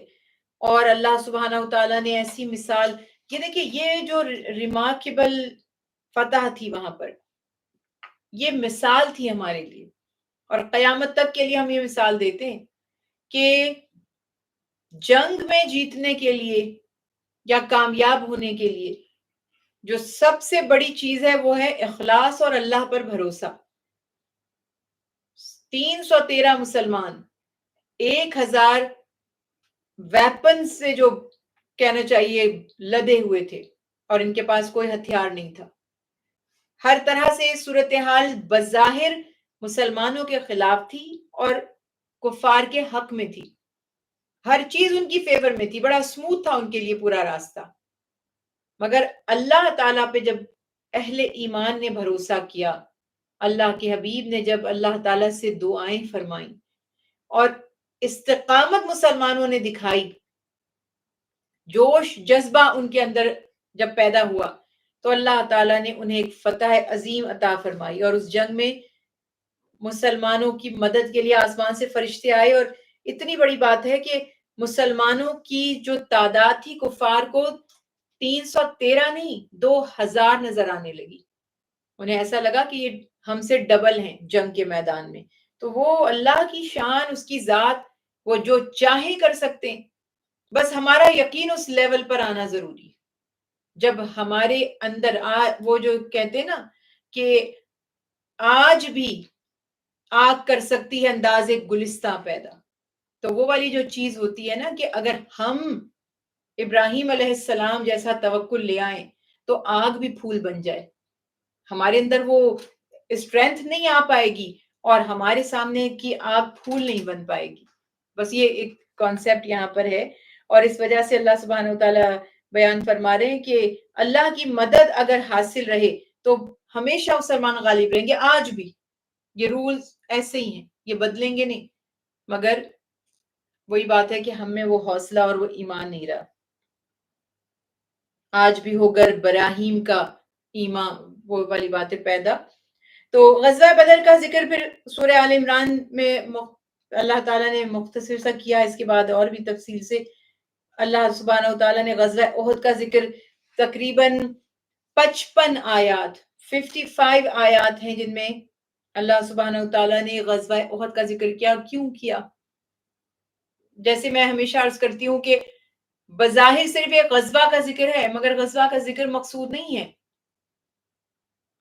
یہ تو پوری زندگی کے لیے اس میں سبق تھا اور اس میں جو حکمت تھی کہ مسلمانوں کو شکست کیوں ہوئی. ویسے تو دیکھیے اللہ کی حکمتیں ہیں، کبھی مسلمان شہید ہوں گے، کبھی غازی بنیں گے. اگر ہمیشہ ہی مسلمان ہی فتح یاب ہوتے تو وہ تو شروع میں آپ نے دیکھا تھا غزوہ بدر میں جب مسلمانوں کو فتح ہوئی تو کافر اور منافق ڈر گئے اس بات سے. اور منافقوں نے تو کہا کہ یہ تو بڑا اچھا مذہب ہے، یہ تو بڑے اچھے لوگ ہیں، ان کو تو فتح ہی حاصل ہوتی ہے، ان کو تو شاید صرف مال غنیمت ہی ہمیشہ ملا کرے گا، یہ تو کبھی شکست نہیں کھائیں گے، یہاں تو کبھی جان قربان کرنے کا موقع ہی نہیں آئے گا کیونکہ مریں گے ہی نہیں. جب 313 1000 سے جیت گئے تو پھر فکر کس بات کی. لیکن اگر جان دینی پڑ جائے تو پھر پتہ چلتا ہے کہ مخلص کون ہے. تو یہی بات یہاں پر پوری ان آیات میں اللہ سبحانہ وتعالیٰ نے حکمتیں بھی بیان فرمائی.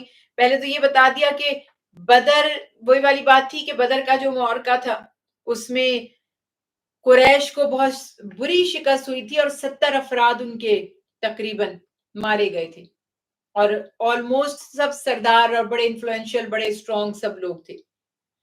پھر انہوں نے اس کا بدلہ لینے کے لیے ایسی سچویشن کریٹ کی اور احد کا جو ہے وہ مارکا وہ جنگ شروع ہو گئی. وہ باتیں یہاں پہ بیان کی جا رہی ہیں کہ قریش کا لشکر اس وقت 3000 کے قریب لوگوں پر مشتمل تھا اور 200 گھوڑ سوار، 700 ذرہ پوش جو بلٹ پروف آرمر وغیرہ، 3000 اونٹ اور 500 عورتیں بھی ان کے ساتھ تھیں. اور اسلامی جو لشکر تھا قریش کے 3000 کے لشکر کے مقابلے میں مسلمانوں کی تعداد اب بھی دیکھیں 1000 لوگ تھے، مگر اینڈ ٹائم پر عبداللہ بن ابی اپنے 300 افراد کو لے کر نکل گیا. منافق ایک طرف ہٹ گئے تو 700 لوگ بچے. تو وہاں 3000 اور یہاں 700. یہ مقابلہ اس سے بھی زیادہ ٹف نظر آ رہا ہے کہ یعنی اب کیا ہوگا. اور اس کے بعد آپ اللہ کی شان دیکھیں صورتحال کیا تھی کہ آپ صلی اللہ علیہ وسلم نے اپنے صحابی حضرت عبداللہ بن جبیر رضی اللہ تعالیٰ عنہ کو وہ پوری پلاننگ کی وار کی اور ایک گھاٹی تھی ایک جگہ تھی وہاں پر ان کو پروٹیکٹ کرنے کے لیے اس سائڈ سے تیر اندازوں کا ایک دستہ ان کے ساتھ کھڑا کیا. آلموسٹ 50 کے قریب وہ لوگ تھے. تو وہ واقعہ پورا یہاں پر بتایا جا رہا ہے کہ آپ صلی اللہ علیہ وسلم نے 50 تیر اندازوں کا ایک دستہ یہ جو پہاڑی ایک تھی اس کی پچھلی طرف وہاں متعین کر دیا اور اس پہاڑی کو جبل رمات کے نام سے یاد کیا جاتا ہے. جو لوگ وہاں جاتے ہیں کبھی کبھی اس کے ظاہر ہو سکتا ہے آپ کو موقع ملا ہو دیکھنے کا. تو اب کیا ہوا کہ آپ صلی اللہ علیہ وسلم نے ایک نصیحت فرمائی ان کو اور آپ نے فرمایا کہ چاہے فتح ہو یا شکست. پوائنٹ کیا تھا؟ دونوں صورتوں میں آپ یہاں سے نہیں ہٹیں گے، اسی جگہ پر قائم رہیں گے. اور ایک روایت میں ہے کہ آپ صلی اللہ علیہ وسلم نے فرمایا کہ اگر تم یہ بھی دیکھو کہ پرندے ہماری لاشیں نوچ رہے ہیں، معاذ اللہ یعنی کہ ایسا بھی موقع آ جائے تو پھر بھی یہاں سے مت ہلنا. کتنی واضح حدیث ہے، کتنی واضح تلقین ہے، کتنا واضح حکم ہے جو سپاہ سالار اعظم نے اسلامی مجاہدین کو پراپر اس طرح سے پلاننگ کی کہ اس لمحے کفار پورے طریقے سے شکست کھا گئے اور بڑے بڑے ان کے سردار مارے گئے تو ان کی ہمتیں پست ہونے لگی. حضرت علی، حضرت حمزہ، حضرت ابو دجانہ جیسے اسلامی شیروں کے اس قدر شدید حملے تھے کہ مشرکوں کے قدم اکھڑ گئے. ایسے زبردست طریقے سے ان بہادروں نے لڑائی کی. اب ذرا ذہن میں رکھیں یہ 700 ہیں اور وہ 3000 ہیں، لیکن ان کی اسٹرینتھ، ان کی طاقت، ان کا جذبہ ایمان، اللہ پر توکل اور شہادت کا شوق اتنا زیادہ تھا کہ ان کی طاقت کے مقابلے میں وہ ٹک نہیں سکے. اور پھر وہ اپنے لوگوں کی، سرداروں کی، ساتھیوں کی لاشیں چھوڑ کر میدان سے بھاگنے لگے. اور وہاں پر اب معاملہ کیا ہوا کہ جب وہ آلموسٹ لگا کہ اب بھاگ رہے تو مسلمانوں نے سمجھا کہ اب جنگ تو ختم ہو گئی، فتح حاصل ہو گئی. تو اب مال غنیمت، ہتھیار، اونٹ، گھوڑے جو کچھ بھی وہ چھوڑ کر جا رہے ہیں تو اس کو سمیٹ لیا جائے. تو یہ جو تیر اندازوں کا جو جبل رمات پر جو موجود تھا دستہ، انہوں نے بھی سوچا کہ ہم بھی مال غنیمت کی طرف بڑھتے ہیں، گھوڑے سنبھالتے ہیں، اونٹ پکڑتے ہیں اور اسلحہ وغیرہ لیتے ہیں. سوائے عبداللہ بن جبیر اور 10 افراد کے باقی سب بھی اس مال غنیمت کی طرف لپک گئے، بڑھ گئے. میں لٹرلی یہ چیز کلیئر کرنا چاہتی ہوں کہ بہرحال وہ مسلمان تھے، بہرحال وہ اللہ کے حبیب کے ساتھی اور صحابی تھے، مگر معاذ اللہ ہم یہ نہیں کہہ رہے کہ انہوں نے کوئی بہت بڑی نافرمانی کی. ایک حد تک ان سے جو لغزش ہوئی وہ یہ کہ اپنے تئیں انہوں نے یہ سمجھا کہ اب تو جنگ جیت چکے ہیں. شاید اللہ کے حبیب کا جو فرمانا تھا وہ تو اسی لیے ہی تھا نا کہ فتح حاصل ہو اور دشمن جو ہے وہ اس کو شکست دینے کے لیے یہ جو پلاننگ ہے اس کو کیا جائے. اور دوسری طرف شاید یہ بھی خدشہ ہو کہ اگر ہم وقت پہ نہیں گئے تو وہ ساری چیزیں تو آلریڈی وہ تقسیم ہو جائیں گی اور ہمارے حصے میں نہیں آئیں گی. یہ جو مال ہے دیکھیں یہی بات یہیں سے سپارہ شروع ہوا تھا. یہ مال کی محبت ہمارے ہاں آپ نے دیکھا جب کھانے پہ کچھ لوگوں کو یہ بڑی سٹوریز بھی بنتی ہیں, مذاق بھی بنتا ہے کہ جب شادی پر کسی جگہ پر کھانے کا وقت ہوتا ہے تو کچھ لوگوں کو ایسا لگتا ہے کہ پتہ نہیں کہیں کھانا ختم نہ ہو جائے, یہ نہ ہو میرے حصے میں نہ آئے. دوڑتے ہیں, لپکتے ہیں, پھر اپنی پلیٹس کو فل بھر لیتے ہیں. اس کے بعد وہ کھا بھی نہیں پاتے اور وہ اتنا اسٹور کر کے رکھ لیتے ہیں, ضائع بھی ہوتا ہے, جھوٹا بھی ہو جاتا ہے, پھک جاتا ہے وہ سب. یہ نہیں سوچتے کہ جتنا ہمارے نصیب میں ہے وہ ہمیں ملے گا, اور اسپیشلی جس نے دعوت دی ہے اس نے اتنے پرسن کا انتظام کیا ہی ہوگا نا کہ بھائی ریسیپشن ہے, کوئی اور ہے معاملہ, اگر اس نے 50 لوگوں کو انوائٹ کیا تو 50 لوگوں کے کھانے کا انتظام تو کیا ہی ہوگا. اور اگر نہ بچے پھر بھی کوئی بات نہیں, جو آپ کے نصیب میں آپ کو ملے گا. لیکن انسان اتنا انسیکیور ہو جاتا ہے, اس کو لگتا ہے کہ مجھے کوئی کمی نہ رہ جائے, میں محروم نہ رہ جاؤں, اور یہ چیز سم ٹائمز فتنہ بن جاتی ہے, مصیبت بن جاتی ہے. اب جب سارے کے سارے مال غنیمت سمیٹنے میں لگ گئے اور وہ جو جبل رماد کی جو گھاٹی تھی وہ پہاڑی چھوڑ دی گئی, تو خالد بن ولید اس وقت مسلمان نہیں ہوئے تھے. یہ لوگ تو سب سمجھے جنگ کے میدان سے بھاگ کے واپس جا رہے تھے. جب انہوں نے پیچھے سے دیکھا کہ یہ پہاڑی کی جگہ جو ہے خالی ہو گئی ہے, تو وہاں سے واپس لوٹ کر اب جبکہ مسلمان اپنے ہتھیار, یعنی ایک بندہ ریلیکس ہو جاتا ہے اور ایک پوزیشن میں ہوتا ہے لڑنے کی, بڑا فرق ہے. اب وہ اپنے مطمئن تھے, وہ ایکسپیکٹ بھی نہیں کر رہے تھے کہ اب ہم پر حملہ ہو جائے گا. تو خالد بن ولید نے وہاں اس پیچھے سے حملہ کر کے وہ جو رسول اللہ صلی اللہ علیہ وسلم کے ساتھی عبداللہ بن جبیر ان کے ساتھی تھے ان کو بھی شہید کر دیا, زخمی کیا بعض لوگوں کو. اور پھر جب اس وقت انہوں نے حملہ کیا تو تقریباً 70 صحابہ کرام اس موقع پر شہید ہوئے, اور سید الشہداء حضرت امیر حمزہ رضی اللہ تعالیٰ عنہ بھی ان میں شامل تھے شہید ہونے والوں میں.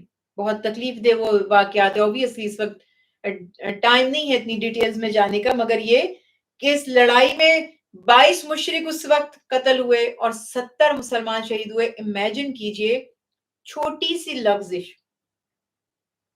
تھوڑا سا اپنے کہنا چاہیے کہ تھوڑا سا انڈرسٹینڈنگ کی اس میں تھا کہ بھئی اب تو جنگ تو جیت چکے ہیں, جنگ تو ختم ہو چکی ہے. ایز اٹ از فالو نہیں کیا گیا رسول اللہ صلی اللہ علیہ وسلم کی ہدایات کو.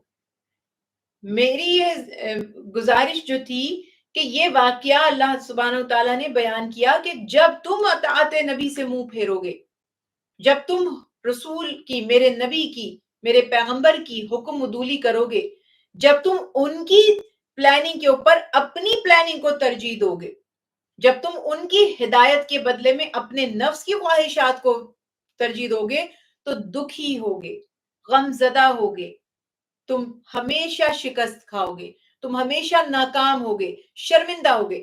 یہ سب باتیں, یہ میں کوئی کتابی باتیں نہیں کر رہی, میں آپ ہم سب جانتے ہیں ہمارے ساتھ یہی ہو رہا ہے. لاکھ ہم اس بات سے انکار کریں, مانے نہ مانے, عمل کریں نہ کریں, مگر آج امت مسلمہ کی جو ذلت ہے, اس میں جو انتشار ہے, اتنی بڑی تعداد ہونے کے باوجود ان کے اندر ہمت نہیں رہی, وہ بزدل ہو گئے, ان کے آپس کا احساس, اتحاد ختم ہو گیا. تو وہ سبب اس کا یہی ہے. آپ کو ایک مرکز پہ رکھنے والا ایک لیڈر ہوتا ہے. دنیا میں بھی کوئی تحریک لے کے آتا ہے, لوگ اس پہ فدا ہو رہے ہوتے ہیں, وہ ان کا ہیرو بن جاتا ہے, وہ اس پہ قربان ہوتے ہیں, ظاہری طور پہ بھی اس کی پیروی کرتے ہیں, اس کے سٹائل کو بھی کاپی کرتے ہیں, اس کی ہدایات کو بھی دل و جان سے اہمیت دیتے، اور یہی چیز بوسٹ کرتی ہے ان کی انرجی کو، اور یہی چیز ڈرائیو کرتی ہے ان کو، اور وہ آگے بڑھتے جاتے ہیں اس مشن میں۔ اب جب ہم نہ حلیہ ہمارا ویسا، نہ ہماری پسند اور ناپسند ویسی، نہ ہم ہدایات کو مانیں، اور پھر ہم یہ ایکسپیکٹ کر لیں کہ اللہ تعالیٰ ہماری دعاؤں کو قبول کر لیں، اور ہم تو روز فلسطین کے لیے بھی دعا کر رہے ہیں، ہم تو سالوں سے کشمیر کے لیے بھی دعا کر رہے ہیں، ہماری دعائیں اتنی بے اثر کیوں ہیں؟ ان میں اثر کیوں نہیں پیدا ہو رہا؟ وہ قبول کیوں نہیں ہو رہی؟ تو قانون ہے اللہ کا، جب تک وہ قانون اس کو آپ فالو نہیں کریں گے، یعنی تو بالکل ایسے ہی ہے، کہنے کو تو وہ ایک جوک ہے، لیکن میں آپ کو ویسے ہی بتا رہی ہوں۔ وہ ایک بندہ کہتا ہے میری لاٹری نکل آئے، لاٹری نکل آئے، پھر وہ پیر صاحب کے پاس جاتا ہے، پھر واپس پیر صاحب سے کہتا ہے دعا کریں میری لاٹری نکل آئے، پھر واپس کچھ مہینوں بعد آتا ہے، پیر صاحب آپ نے دعا نہیں فرمائی، میری لاٹری نکل آئے۔ پیر صاحب نے کہا کہ تم نے لاٹری خریدی تھی؟ کہتا ہے نہیں۔ تو لٹرلی، اب یہ لاٹری کی تو میں فیور میں نہیں ہوں، میں نے تو صرف آپ سے صرف ایک ایگزامپل دینے کے لیے بات کی، لاٹری تو اس نے خریدی نہیں، اور وہ کہہ رہے ہیں میری لاٹری نکل آئے۔ تو جنرلی آپ عمل نہیں کریں گے، آپ نے بیج نہیں لگایا اور آپ کہہ رہے یا اللہ میرا ایک ہرا بھرا درخت یہاں سے نکلے، اس میں میٹھے میٹھے جو ہے اورنجز لگ جائیں، دبا تو دیں بیج کو، پودا لگائیں، پانی دیں اس کو پلانٹ کا فوڈ اور جو بھی اس کو آپ نے دینا ہے، وہ اس کی کیئر کرنی ہے، اس کا خیال کرنا ہے، وہ کریں تو صحیح، پھر دعا کریں نا، پھر اللہ تعالیٰ دعا کو قبول فرمائیں گے۔ نظام یوں ہے۔ تو اسی وجہ سے یہاں پر یہ مثال اللہ سبحانہ و تعالیٰ نے دی، بعد میں ان کو معاف فرما دیا اللہ نے، معاذ اللہ ہمیں یوں بدگمان نہیں ہونا چاہیے۔ کچھ لوگ سم ٹائمز یوں بھی کہتے دیکھو ایسا کیا، لالچ میں آ گئے تھے، یہ وہ بڑی کہتے ہمارا چھوٹا منہ اور بڑی بات، جیسے ہم اپنے ماں باپ کو نہیں ان کا ادب کرتے ہیں، احترام، اگر ان سے کوئی ایسے ہو جائے آپ نے غلطی کی، آپ نے بے وقوفی کی، سم ٹائم کوئی لوگ بول بھی دیتے ہیں اپنے ماں باپ کو آپ نے بے وقوفی کی، اب ہم چونک ہیں ماں باپ کو کہہ رہے ہیں بے وقوفی کی، ایک ہوتا ہے نا پروٹوکول، ایک ادب ہوتا ہے۔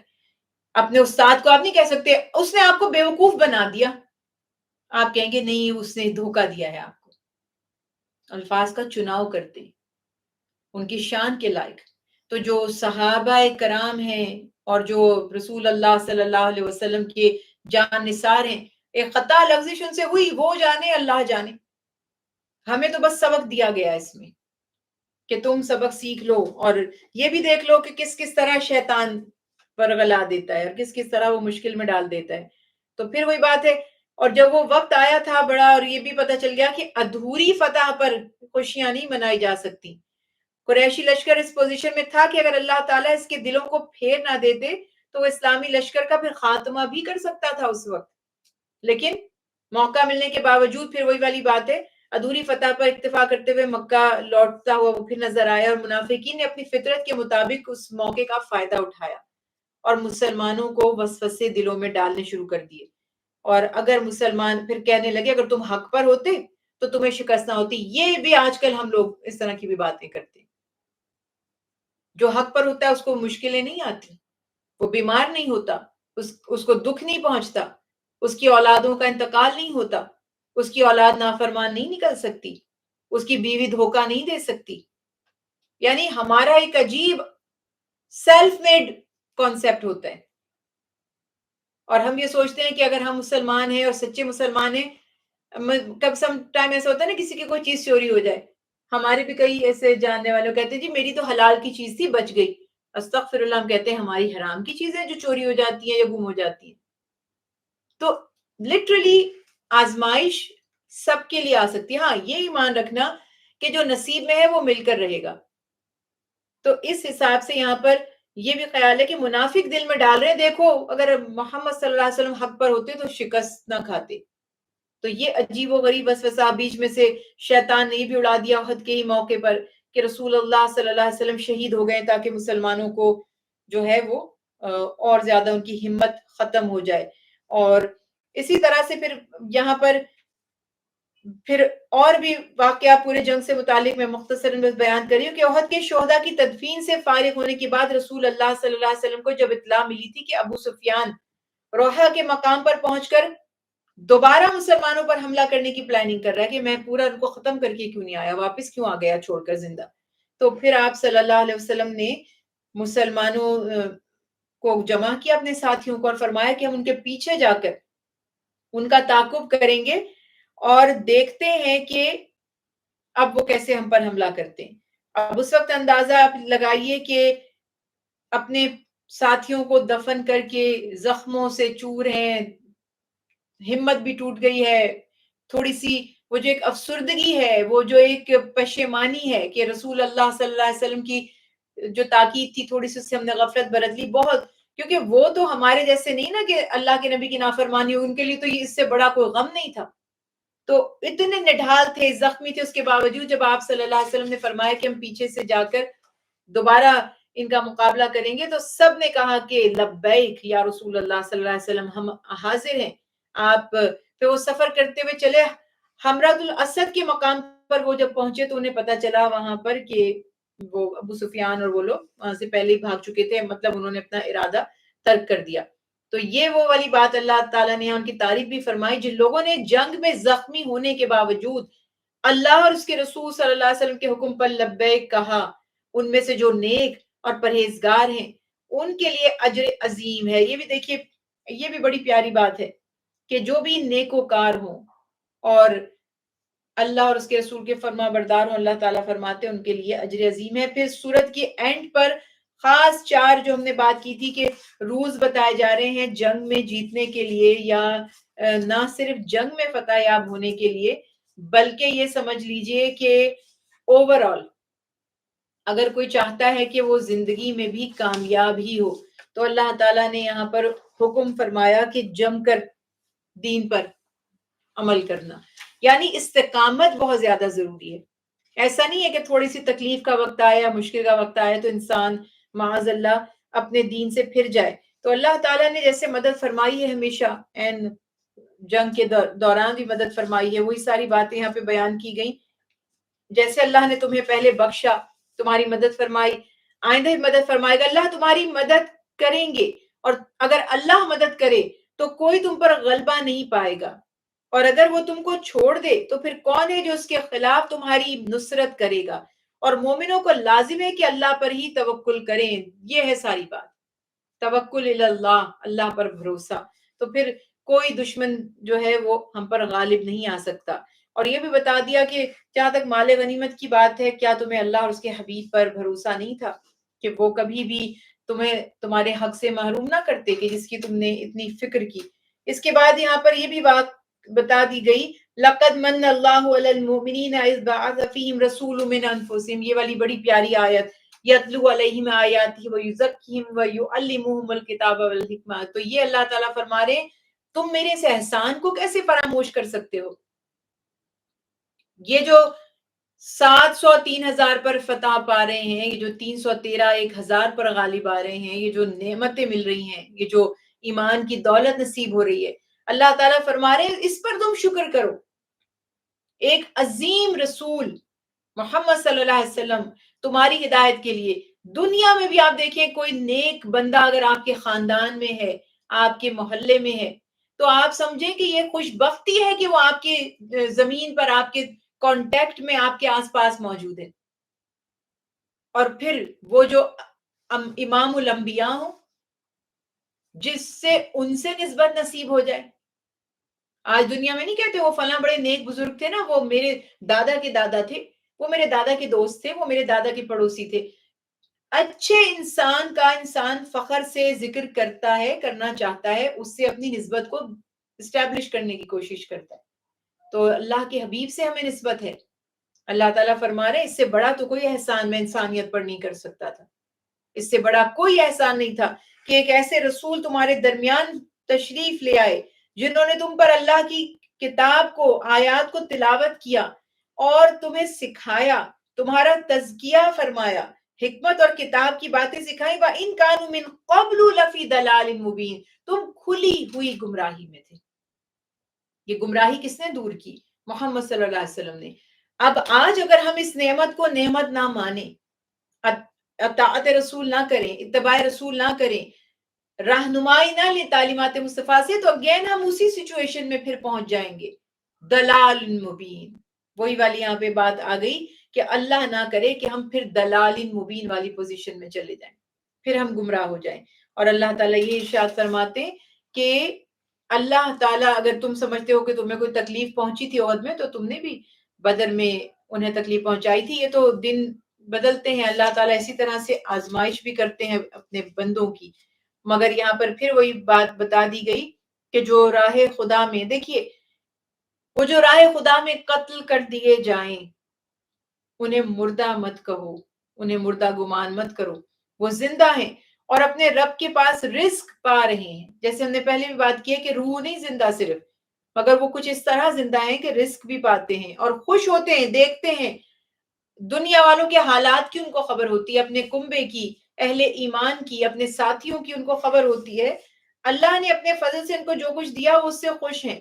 اور جو لوگ پیچھے رہ گئے اور جو اب تک ان سے نہیں ملے، وہ ان کے بارے میں خوشخبری پاتے ہیں کہ وہ ان پر کسی طرح کا خوف نہیں اور نہ وہ رنجیدہ ہوں گے.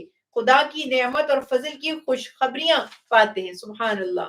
اور اللہ تعالی ارشاد فرماتے ہیں کہ اللہ تعالی کسی عمل کرنے والے مومن کا اجر ضائع نہیں فرماتے. یہ رولنگز بھی قیامت تک کے لیے ہیں. جو کام بھی آپ اللہ کی رضا کے لیے کریں اور کام درست ہو، یعنی کوئی ایسا کام نہ ہو جسے اللہ اور اس کے حبیب نے منع فرمایا، مگر آپ اس کام کو پسند کرتے ہیں اور وہ جائز ہے اور وہ درست ہے اور آپ اللہ اور اس کے نبی کی رضا چاہتے ہیں، تو اللہ تعالیٰ کبھی اس کو ضائع نہیں فرمائیں گے. یہ رولنگز بھی یاد رکھیے. اور پھر جنہوں نے زخم لگ جانے کے بعد بھی اللہ اور اس کے رسول کا حکم مانا، اللہ تعالیٰ نے ان کی تعریف بھی فرمائی. یہ بھی فرما دیا کہ یہ جو شیطان ہے اپنے یاروں کو ڈراتا ہے، یعنی وہی شیطان کی باتوں میں آتے ہیں جن کے اندر خود وہ کیریئر ہوتے ہیں نا، وہی والے جرمز ان کے اندر ہوتے ہیں. یہ بھی بڑی عجیب ایک فلسفی ہے، اس پہ بھی کبھی ڈیٹیل میں بات کریں گے کہ بہکتے زیادہ آسانی سے کون ہے؟ جن کے اندر ٹینڈنسی ہوتی ہے نا کہ وہ ایک موسٹ ولنریبل وہ ہوتے ہی ہیں آلریڈی.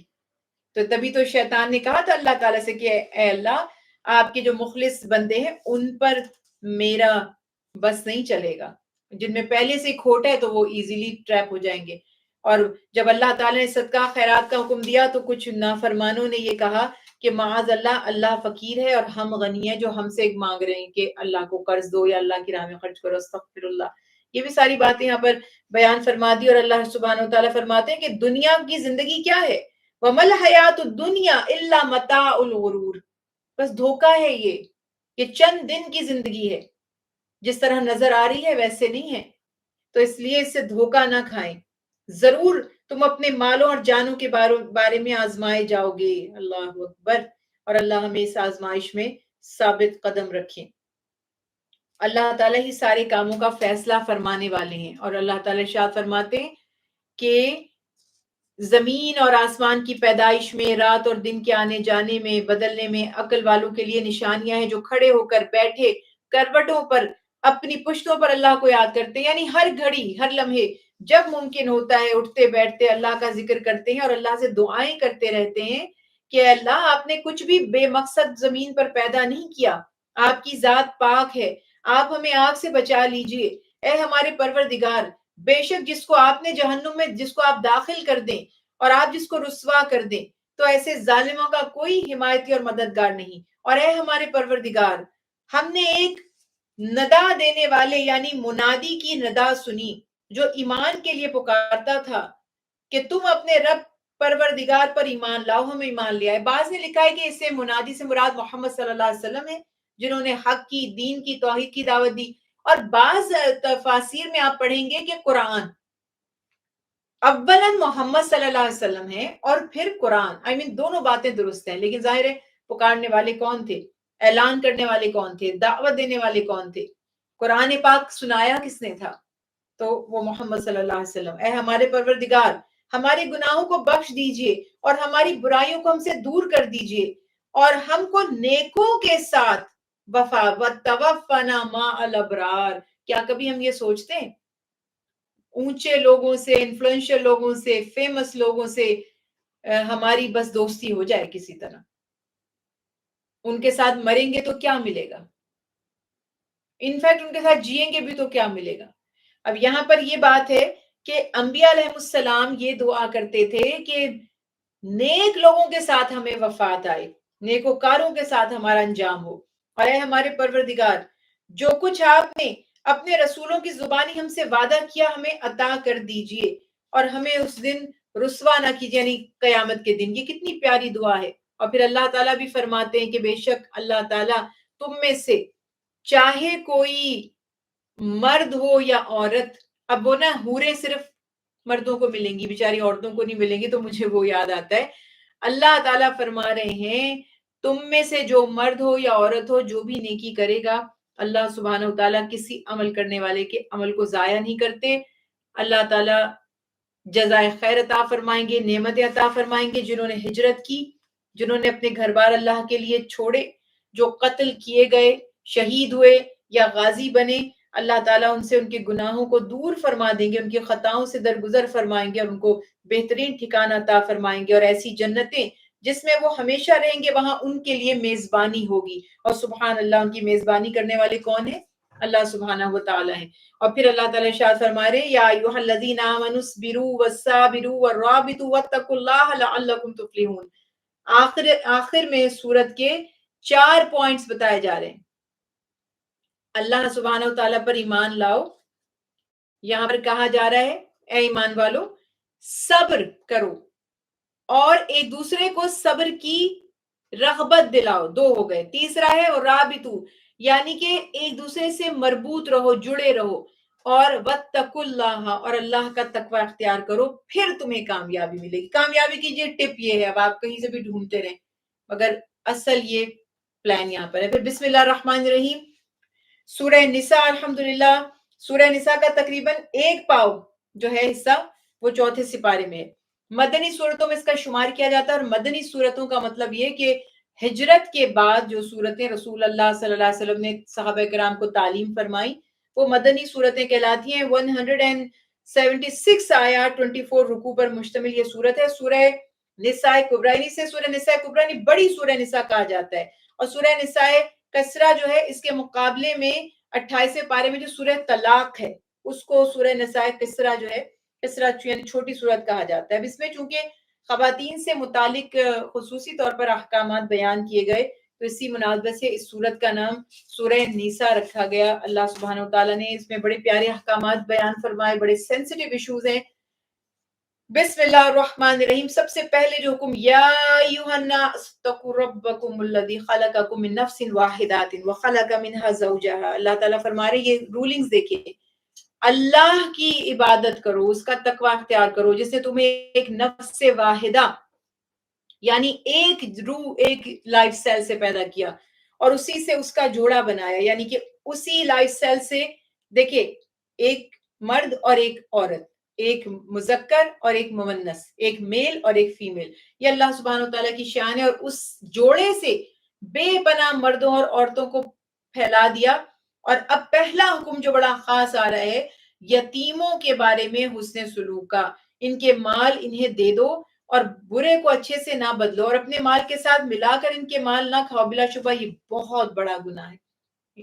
اس زمانے میں اسپیشلی دائرہ اسلام میں لوگ داخل ہو رہے ہیں، مسلمانوں کی آلریڈی تعداد کم ہے، پھر جنگیں، مسلمانوں کے قتل، مردوں کی تعداد کم ہو رہی ہے، بچے یتیم ہو رہے ہیں، بچیاں یتیم ہو رہی ہیں، خواتین بیوہ ہو رہی ہیں، تو وہ کسی کی کفالت میں آتی ہیں، کوئی ان کو ان کا گارجین بنتا ہے۔ اکثر یتیموں کی کوئی مال اسباب بھی ہوتے ہیں، مال مویشی ہوتے ہیں، پراپرٹی بھی ہوتی ہے، تو اللہ سبحانہ وتعالیٰ حکم دے رہے ہیں کہ یتیموں کے مال کے معاملے میں اللہ سے ڈرو، اپنے ناقص مال کو، جیسے آپ کی گائے کمزور سی تھی اور وہ یتیم کی گائے صحت مند تھی تو ایکسچینج کر دی، آپ کی زمین بنجر تھی، اس کی زمین ہریالی والی سبزے والی تھی اور زراعت والی تھی تو بدل دی۔ ہر زندگی کے مختلف معاملے میں ان کے مالوں میں سے کھا لیا، ڈونیشن ہمیں ملتی ہے یتیموں کے ناموں پر، اس میں سے اپنے ایکسپینسز نکال لیے، یہ ساری چیزیں حرام کے زمرے میں آئیں گی۔ اللہ سبحانہ وتعالیٰ ارشاد فرما رہے ہیں کہ اپنے مال کے ساتھ ان کے مالوں کو ملا کے مت کھاؤ. اور اللہ سبحانہ وتعالیٰ فرما رہے ہیں کیونکہ ان کے مال کو اپنے مال کے ساتھ ملانا بہت بڑا گناہ ہے. اس کے بعد اللہ سبحانہ وتعالیٰ ارشاد فرماتے ہیں کہ اگر تمہیں ڈر ہے یتیموں. اچھا پھر یتیم خواتین سے نکاح بھی کیا جاتا تھا جو کہ ریکمینڈڈ تھا کہ اچھا بے سہارا ہیں یتیم لڑکیاں ان کو سہارا دیں. مگر چونکہ ایک ظاہر ہے پریکٹیکلی جس کا اسٹرانگ فیملی بیک گراؤنڈ نہیں ہوتا, جو بے سہارا ہوتا ہے, اور آپ کو پتا ہے کہ اس کے پیچھے بہت کوئی بیک نہیں ہے, اس کی کوئی سپورٹ نہیں ہے, تو سم ٹائم ایسا ہو سکتا ہے کہ اس کو انسان اتنا سیریس نہ لے اور اس کے حقوق ادا نہ کرے. تو اللہ سبحانہ وتعالیٰ فرما رہے ہیں کہ اگر تمہیں یہ ڈر ہے کہ تم یتیم خواتین سے نکاح کر کے ان کے حقوق ادا نہیں کر پاؤ گے, تو پھر یتیموں پر یہ احسان بھی مت کرو نکاح کرنے کا. باندھ بھی کر لو گے ان کو, نکاح میں باندھ بھی لو گے اور ان کے حقوق بھی ادا نہیں کرو گے. اور پھر یہاں پر یہ جو چیز تھی, اگر انصاف کر سکتے ہو تو پھر جو تمہیں پسند ہے یتیم لڑکیوں میں سے تو 2, 3 یا 4, یعنی یہاں پر چونکہ مرد کم تھے, خواتین زیادہ تھیں, مرد شہید ہو رہے تھے ایک غیر مسلم اسٹیٹ میں جہاں مردوں کی جان لے رہے ہیں, عورتوں کی بے حرمتی نہیں کریں گے کیا؟ تو ان عورتوں کو کہاں سے سپورٹ ملتی, سیکیور کون کرتا؟ تو کہا گیا کہ تم انہیں نکاح میں لے آؤ, نکاح میں اپنے رکھ لو, ان کو تحفظ بھی مل جائے گا اور رشتہ بھی مل جائے گا.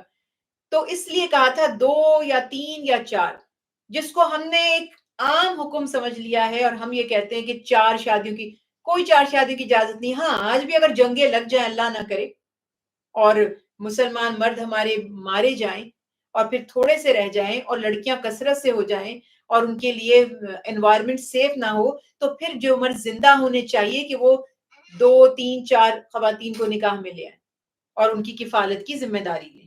اب آپ سمجھ لیجئے یہ کتنا پاسبل ہوگا, کیا حالات ہوں گے. تو یہ سچویشن وہ تھی جو بتایا گیا, اور اس میں بھی فرما دیا کہ اگر تمہیں یہ خوف ہے فَإِنْ خِفْتُمْ أَلَّا تَعْدِلُوا فَوَاحِدَةً, اس سب کے باوجود بھی اگر تمہیں ڈر ہے عدل نہیں کر سکو گے تو پھر بالکل یہ احسان بھی نہ کرو. حکم ہوا ایک نکاح کرو بس. یا تمہاری جو باندیاں ہیں اس کا تذکرہ کیا گیا, ان کے مہر ادا کریں. باندیوں سے بھی نکاح کا حکم تھا. یہ بھی ایک بڑا مسلمانوں کے اوپر دھبا لگایا جاتا ہے کہ انہوں نے لونڈیاں رکھی ہوئی تھی اور باندیاں رکھی ہوئی تھی. اس طرح سے کوئی کہانی نہیں تھی, کوئی ایسا واقعہ نہیں تھا. وہ جو جنگوں میں مال غنیمت میں آتی تھی خواتین, تو وہ امیر جو ہے, چاہے وہ محمد صلی اللہ علیہ وسلم ہو یا جو سپہ سالار اور امیر ہے, جو مجاہدین نے جنگ میں شرکت کی ہے, ان کے حصے میں وہ خواتین آتی تھیں. اور معاذ اللہ یہ نہیں تھا کہ وہ ان کو دنیا بھر میں بھیجتے رہتے اور کوئی ان سے غلط کام کرواتے. وہ ایک طرح کی ان کی وائف کی طرح ہی تھی, اور ان سے بھی نکاح کا حکم یہاں پر اللہ سبحانہ وتعالیٰ نے عطا فرمایا. اور بہت سی اس کی حکمتیں ہیں, بڑی تفصیل ہے, لیکن یہ واضح ہو گیا کہ اللہ تعالیٰ نے حکم دیا. پھر مال یتیموں کے مال کی حفاظت کریں. اگر وہ بچے ہیں, ناسمجھ ہیں, تو ان کا مال ضائع وہ خود نہ کر لیں, تو ان کے حوالے مت کر دیں جب تک وہ بالغ اور سمجھدار نہ ہو جائیں. پھر جب وقت آ جائے تو دیانت داری کے ساتھ ان کے اموال ان کے حوالے کر دیے جائیں. یہی اللہ سبحانہ وتعالیٰ نے بڑی وضاحت کے ساتھ حکم دیا. اور اللہ تعالیٰ ارشاد فرماتے ہیں کہ جو حق ہے ان کا وہ انہیں ادا کر دیا جائے. پھر اس کے بعد یہاں پر یہ بھی عورت کی جو میراث میں حصہ ہے, ہم لوگ ہمیشہ سوچتے ہیں نا کہ مغربی دنیا میں عورت کو بڑے حقوق دیے جاتے ہیں. بہت ہزاروں باتیں ہیں, میں وہ ساری ڈیٹیل میں نہیں جاتی. یہ عورت کے نام کے آگے مسز لکھنا, یہ کہاں سے آیا تھا؟ اسلام میں تو نہیں ہے. یہ انگریزوں نے بنایا تھا کہ تمہاری خود کی کوئی حیثیت ہی نہیں ہے, تم کچھ بھی نہیں ہو. یا تم کسی کی مس ہو یا بیٹی ہو, یعنی یا تم کسی کی مسز ہو, کسی کی وائف ہو. ان کو ووٹ ڈالنے کا حق نہیں تھا, پراپرٹی میں حق نہیں. بالکل ابھی بہت پیچھے مت جائیں, یورپ کی تاریخ اٹھائیں آپ تھوڑے سے سالوں کے پیچھے, آپ کے رونگٹے کھڑے ہو جائیں گے کہ جو آپ کے سامنے پکچر ہے. اب عورتیں اگر شارٹس پہن کے باہر گھوم لیتی ہیں اور ان کو کوئی منع نہیں کرتا, تو یہ تو فریڈم نہیں ہے. آپ کہتے ہیں ان کو فریڈم دی ہوئی ہے. تو اس حساب سے یہاں ابھی بھی مرڈر کیسز ہوتے ہیں, وائفز کو قتل کر دیتے ہیں, کسی نہ کسی طرح گھما پھرا کے مرد کو چھوڑ ہی دیا جاتا ہے. آنر کلنگ میں آج بھی 5 لاکھ کے قریب دنیا بھر میں عورتیں ماری جاتی ہیں. کون سے مرد کو سزا دی جاتی ہے؟ اور ہم یہاں بیٹھ کے باتیں کر رہے ہوتے ہیں کہ مغربی معاشرے نے عورت کو تو عزت انہوں نے دی ہے, سوا عزت دی ہے, کچھ بھی عزت نہیں دی. بالकुल उनको बेवकूफ बनाया है, उनको डेकोरेशन पीस बना दिया है। वो बेचारी इतनी हाई हील पर वॉक कर करके नौकरियों पे जाती हैं, और अगर वो हील नहीं पहने उनको क्रिटिसाइज किया जाता है कि आप फ्लैट शूज नहीं पहन सकती। बेचारी आदमी क्यों नहीं ऐसे ऊंचे जूते पहन के तकलीफ उठाते? खवातीन तकलीफ में काम भी कर रही हैं, और उन्हें अपने आप को मेंटेन रखना है, उन्हें अपनी फिटनेस का ख्याल रखना है, उन्हें स्ट्रेस में है, खुशी नहीं है, एंजॉय नहीं कर रही। तो लिटरली यहाँ पर वो हर चीज वाज़े अल्लाह सुब्हानहू तआला फरमा रहे कि औरत को इस्लाम ने हक दिया, इज्जत दी। और मजे की बात ये कि बज़ाहिर अगर आपको लगता है कि उसका हक कम है या हिस्सा कम है, उस पे भी वजाहत है, मगर उसकी कोई जिम्मेदारी भी नहीं है। और उसको फादर से भी मिलेगा हिस्सा, उसको अपने शौहर से भी मिलेगा, अपने भाई से भी मिलेगा, बेटे से भी, हर जगह से उसको कुछ ना कुछ मिलेगा। उसने कुछ भी नहीं खर्च करना।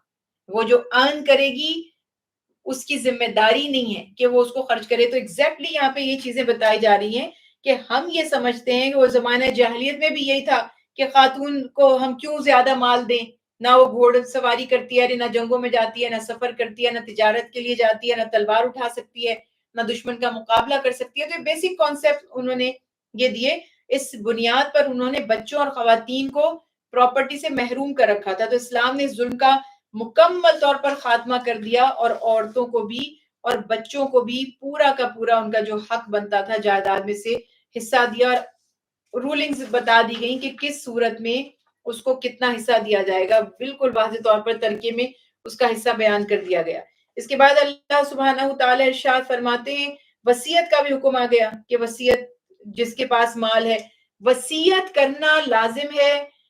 वसीयत करने से पहले वो जो किसी ने लोन लिया हुआ है, कर्ज है उसके ऊपर, उसको मिन्हा माइनस किया जाएगा।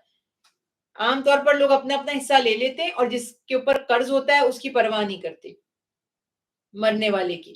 तो ये सारी बातें यहाँ पर आ गई कि जिसका इंतकाल हो जाता है, एक तो ये कि उसकी वसीयत की अहमियत है। बाज घरानों में बाज जगह ये भी सुनने में आया कि माँ बाप ने वसीयत की थी और बाद में बच्चों ने उनकी वसीयत को कोई अहमियत नहीं थी। एक बात तो याद रखें कि उनकी वसीयत की अहमियत है।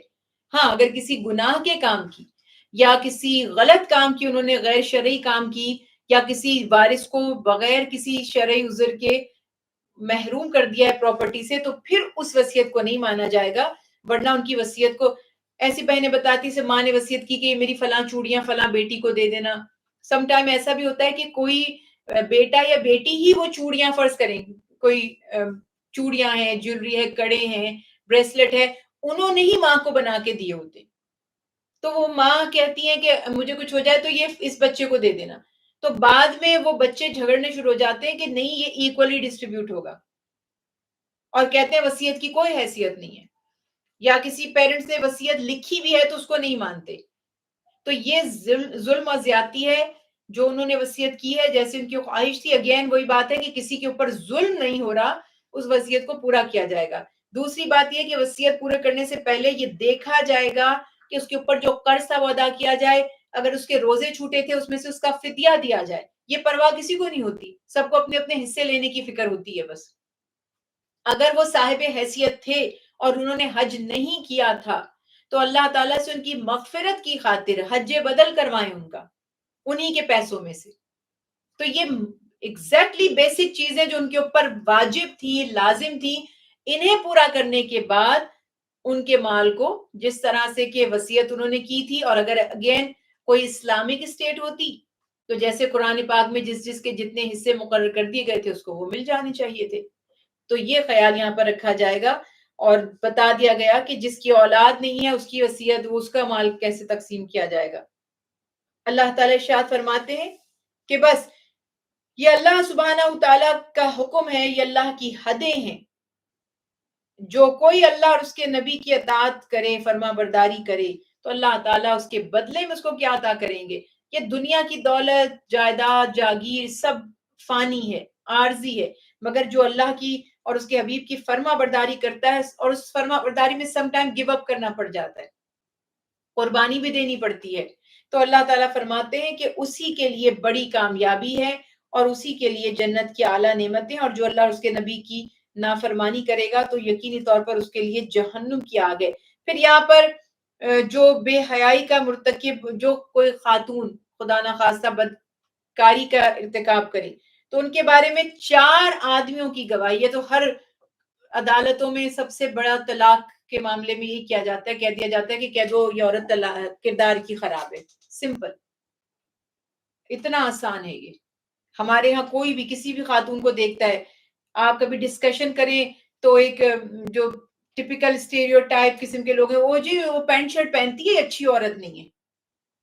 یہ جی آفس میں کام کرتی ہے, یہ اچھی عورت نہیں ہے. یہ آدمیوں کے ساتھ کام کرتی ہے, اچھی عورت نہیں ہے. اپنے طور پر یہ ایک چھوٹا سا جملہ بولنا اتنا بڑا بہتان ہے کہ دنیا میں اگر اسلامی نظام ہوتا تو ان کو 80 کوڑے مارے جاتے اور ایک کوڑا بھی مزہ آ جاتا ہے کھا کر. یہ کوڑے ایسے ہی نہیں ہوتے, کبھی کبھی تو ڈیتھ ہو جاتی ہے لوگوں کی اس میں, اور آخرت اور زندگی بھر ان کی گواہی نہیں مانی جاتی, اور آخرت میں جو عذاب ہوگا پاک دامن عورتوں پہ تہمت لگانے کا وہ الگ ہے. تو ہماری سوسائٹی میں بغیر کسی سبب کے دوسروں کے اوپر لیبل کرنا, فتوے لگانا اور خاص طور پر خواتین کی کردار کشی کرنا سب سے آسان ترین معاملہ ہے.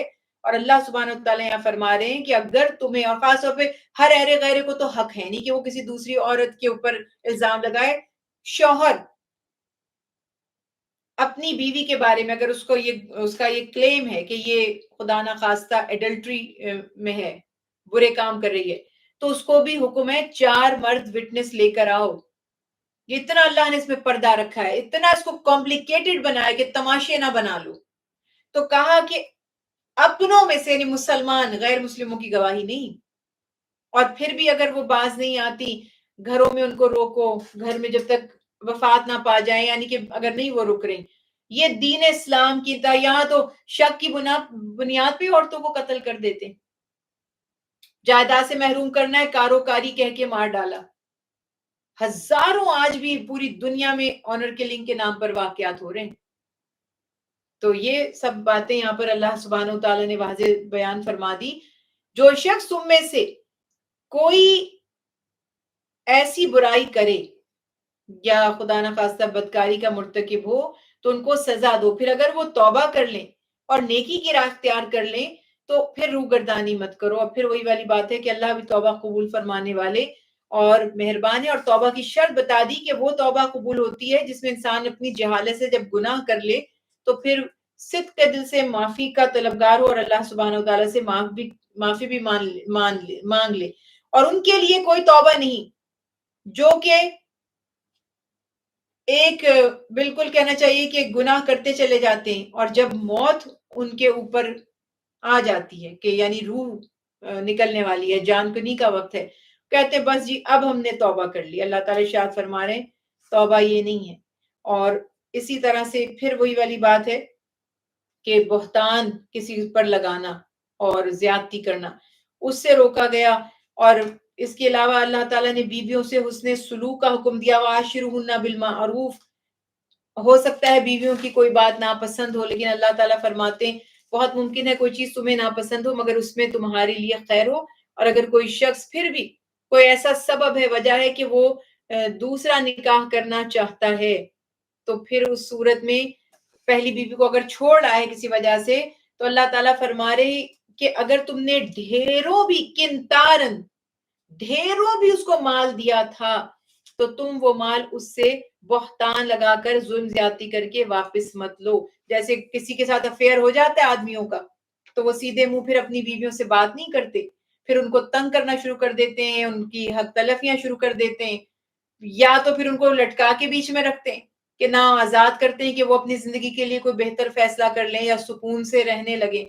ٹاکسک ریلیشن شپ میں رہنا اور مستقل رہنا تو آپ اس کو آبزرو کرتے ہیں کہ یہ انسان کی روح کو خراب کر دیتا ہے, آلودہ کر دیتا ہے, اس کی عبادات کو بھی متاثر کرتا ہے, اس کی زندگی کو بھی متاثر کرتا ہے. مستقل ایک نیگیٹو ماحول میں رہنا تو وہ آدمی اس کے حق بھی ادا نہیں کر رہا اور اس کو آزاد بھی نہیں کر رہا. سم ٹائمز اس کو اتنا تنگ کرتا ہے کہ یہ خود مجبور ہو کر کہے کہ مجھے خلا چاہیے. اس کے فائدہ کیا ہوگا کہ مجھے اس کو پھر کچھ دینا لینا نہیں پڑے گا اور الٹا یہ مجھے مہر چھوڑ کر جائے گی اور میری جان بھی چھوٹ جائے گی اور میں اپنی محبوبہ کو لے کر آ جاؤں گا اپنے گھر میں. تو ایسے ہزاروں واقعات ہوتے ہیں. اللہ سبحانہ وتعالی ہمارے دلوں کے حال بہتر جانتے ہیں، اسی لیے فرمایا کہ اگر تم ایسا عمل کرو کہ تم نہیں پسند کرتے اپنی بیوی کو، تو پھر تم دوسری شادی کرنا چاہتے ہو اور اس کو تم الگ کرنا چاہتے ہو، تو تم نے اگر اس کو کروڑوں اربوں مالیت کی بھی کوئی چیز دی تھی، اس میں سے آپ کچھ واپس نہیں لے سکتے، اور اس کو بہتان لگا کے ظلم کر کے واپس لینے کی کوشش مت کرو۔ پھر یہاں پر محرمات نکاح کا تذکرہ کر دیا گیا کہ تم پر حرام کر دی گئی ہیں تمہاری مائیں، تمہاری بیٹیاں، تمہاری بہنیں۔ اچھا، مائیں اس سے اوپر تک نانی، اس کی ماں سب آ جائیں گے۔ بیٹی میں بیٹی، نواسی، نواسی کی بیٹی، سارے ریلیشن شپ بیٹی کے ہی حکم میں آ جائیں گے۔ بہنیں اور تمہاری پھپھیاں، تمہاری خالائیں، تمہاری بھتیجیاں اور بھانجیاں، تمہاری وہ مائیں جنہوں نے رضاعت کی ہے۔ رضاعی رشتے بھی سب سگے رشتوں کی طرح حرام ہوتے ہیں۔ اور تمہاری دودھ شریک بہنیں، یعنی کہ جس خاتون نے فیڈ کروایا ہے اس کے جو بچے یا جس کو اس نے فیڈ کرایا ہے، ان لوگوں کا نکاح نہیں ہو سکتا۔ اور تمہاری پھر وہاں پہ بات آ گئی سب بیٹیاں، تمہاری بیویوں کی بیٹیاں، یعنی کہ سوتیلی بیٹی۔ ہاں، اگر رخصتی نہیں ہوئی تو پھر الگ بات ہے کہ پھر اگر فرض کریں مثال کے طور پہ کسی کا نکاح ہوا، رخصتی نہیں ہوئی، اس نے اس خاتون کو چھوڑ دیا، طلاق دے دی، یا خاتون کا انتقال ہو گیا، تو پھر یہ اس کی بیٹی سے آدمی نکاح کر سکتا ہے۔ لیکن اگر نکاح ہو گیا اور ان کی رخصتی ہو گئی، آپس میں ریلیشن شپ ایک قائم ہو گیا، تو اس کے بعد یہ سوتیلی بیٹی بھی اب اس کے لیے جو ہے وہ ایسے محرم ہو گئی، اس سے بھی نکاح نہیں کیا جا سکتا، نکاح حرام ہے۔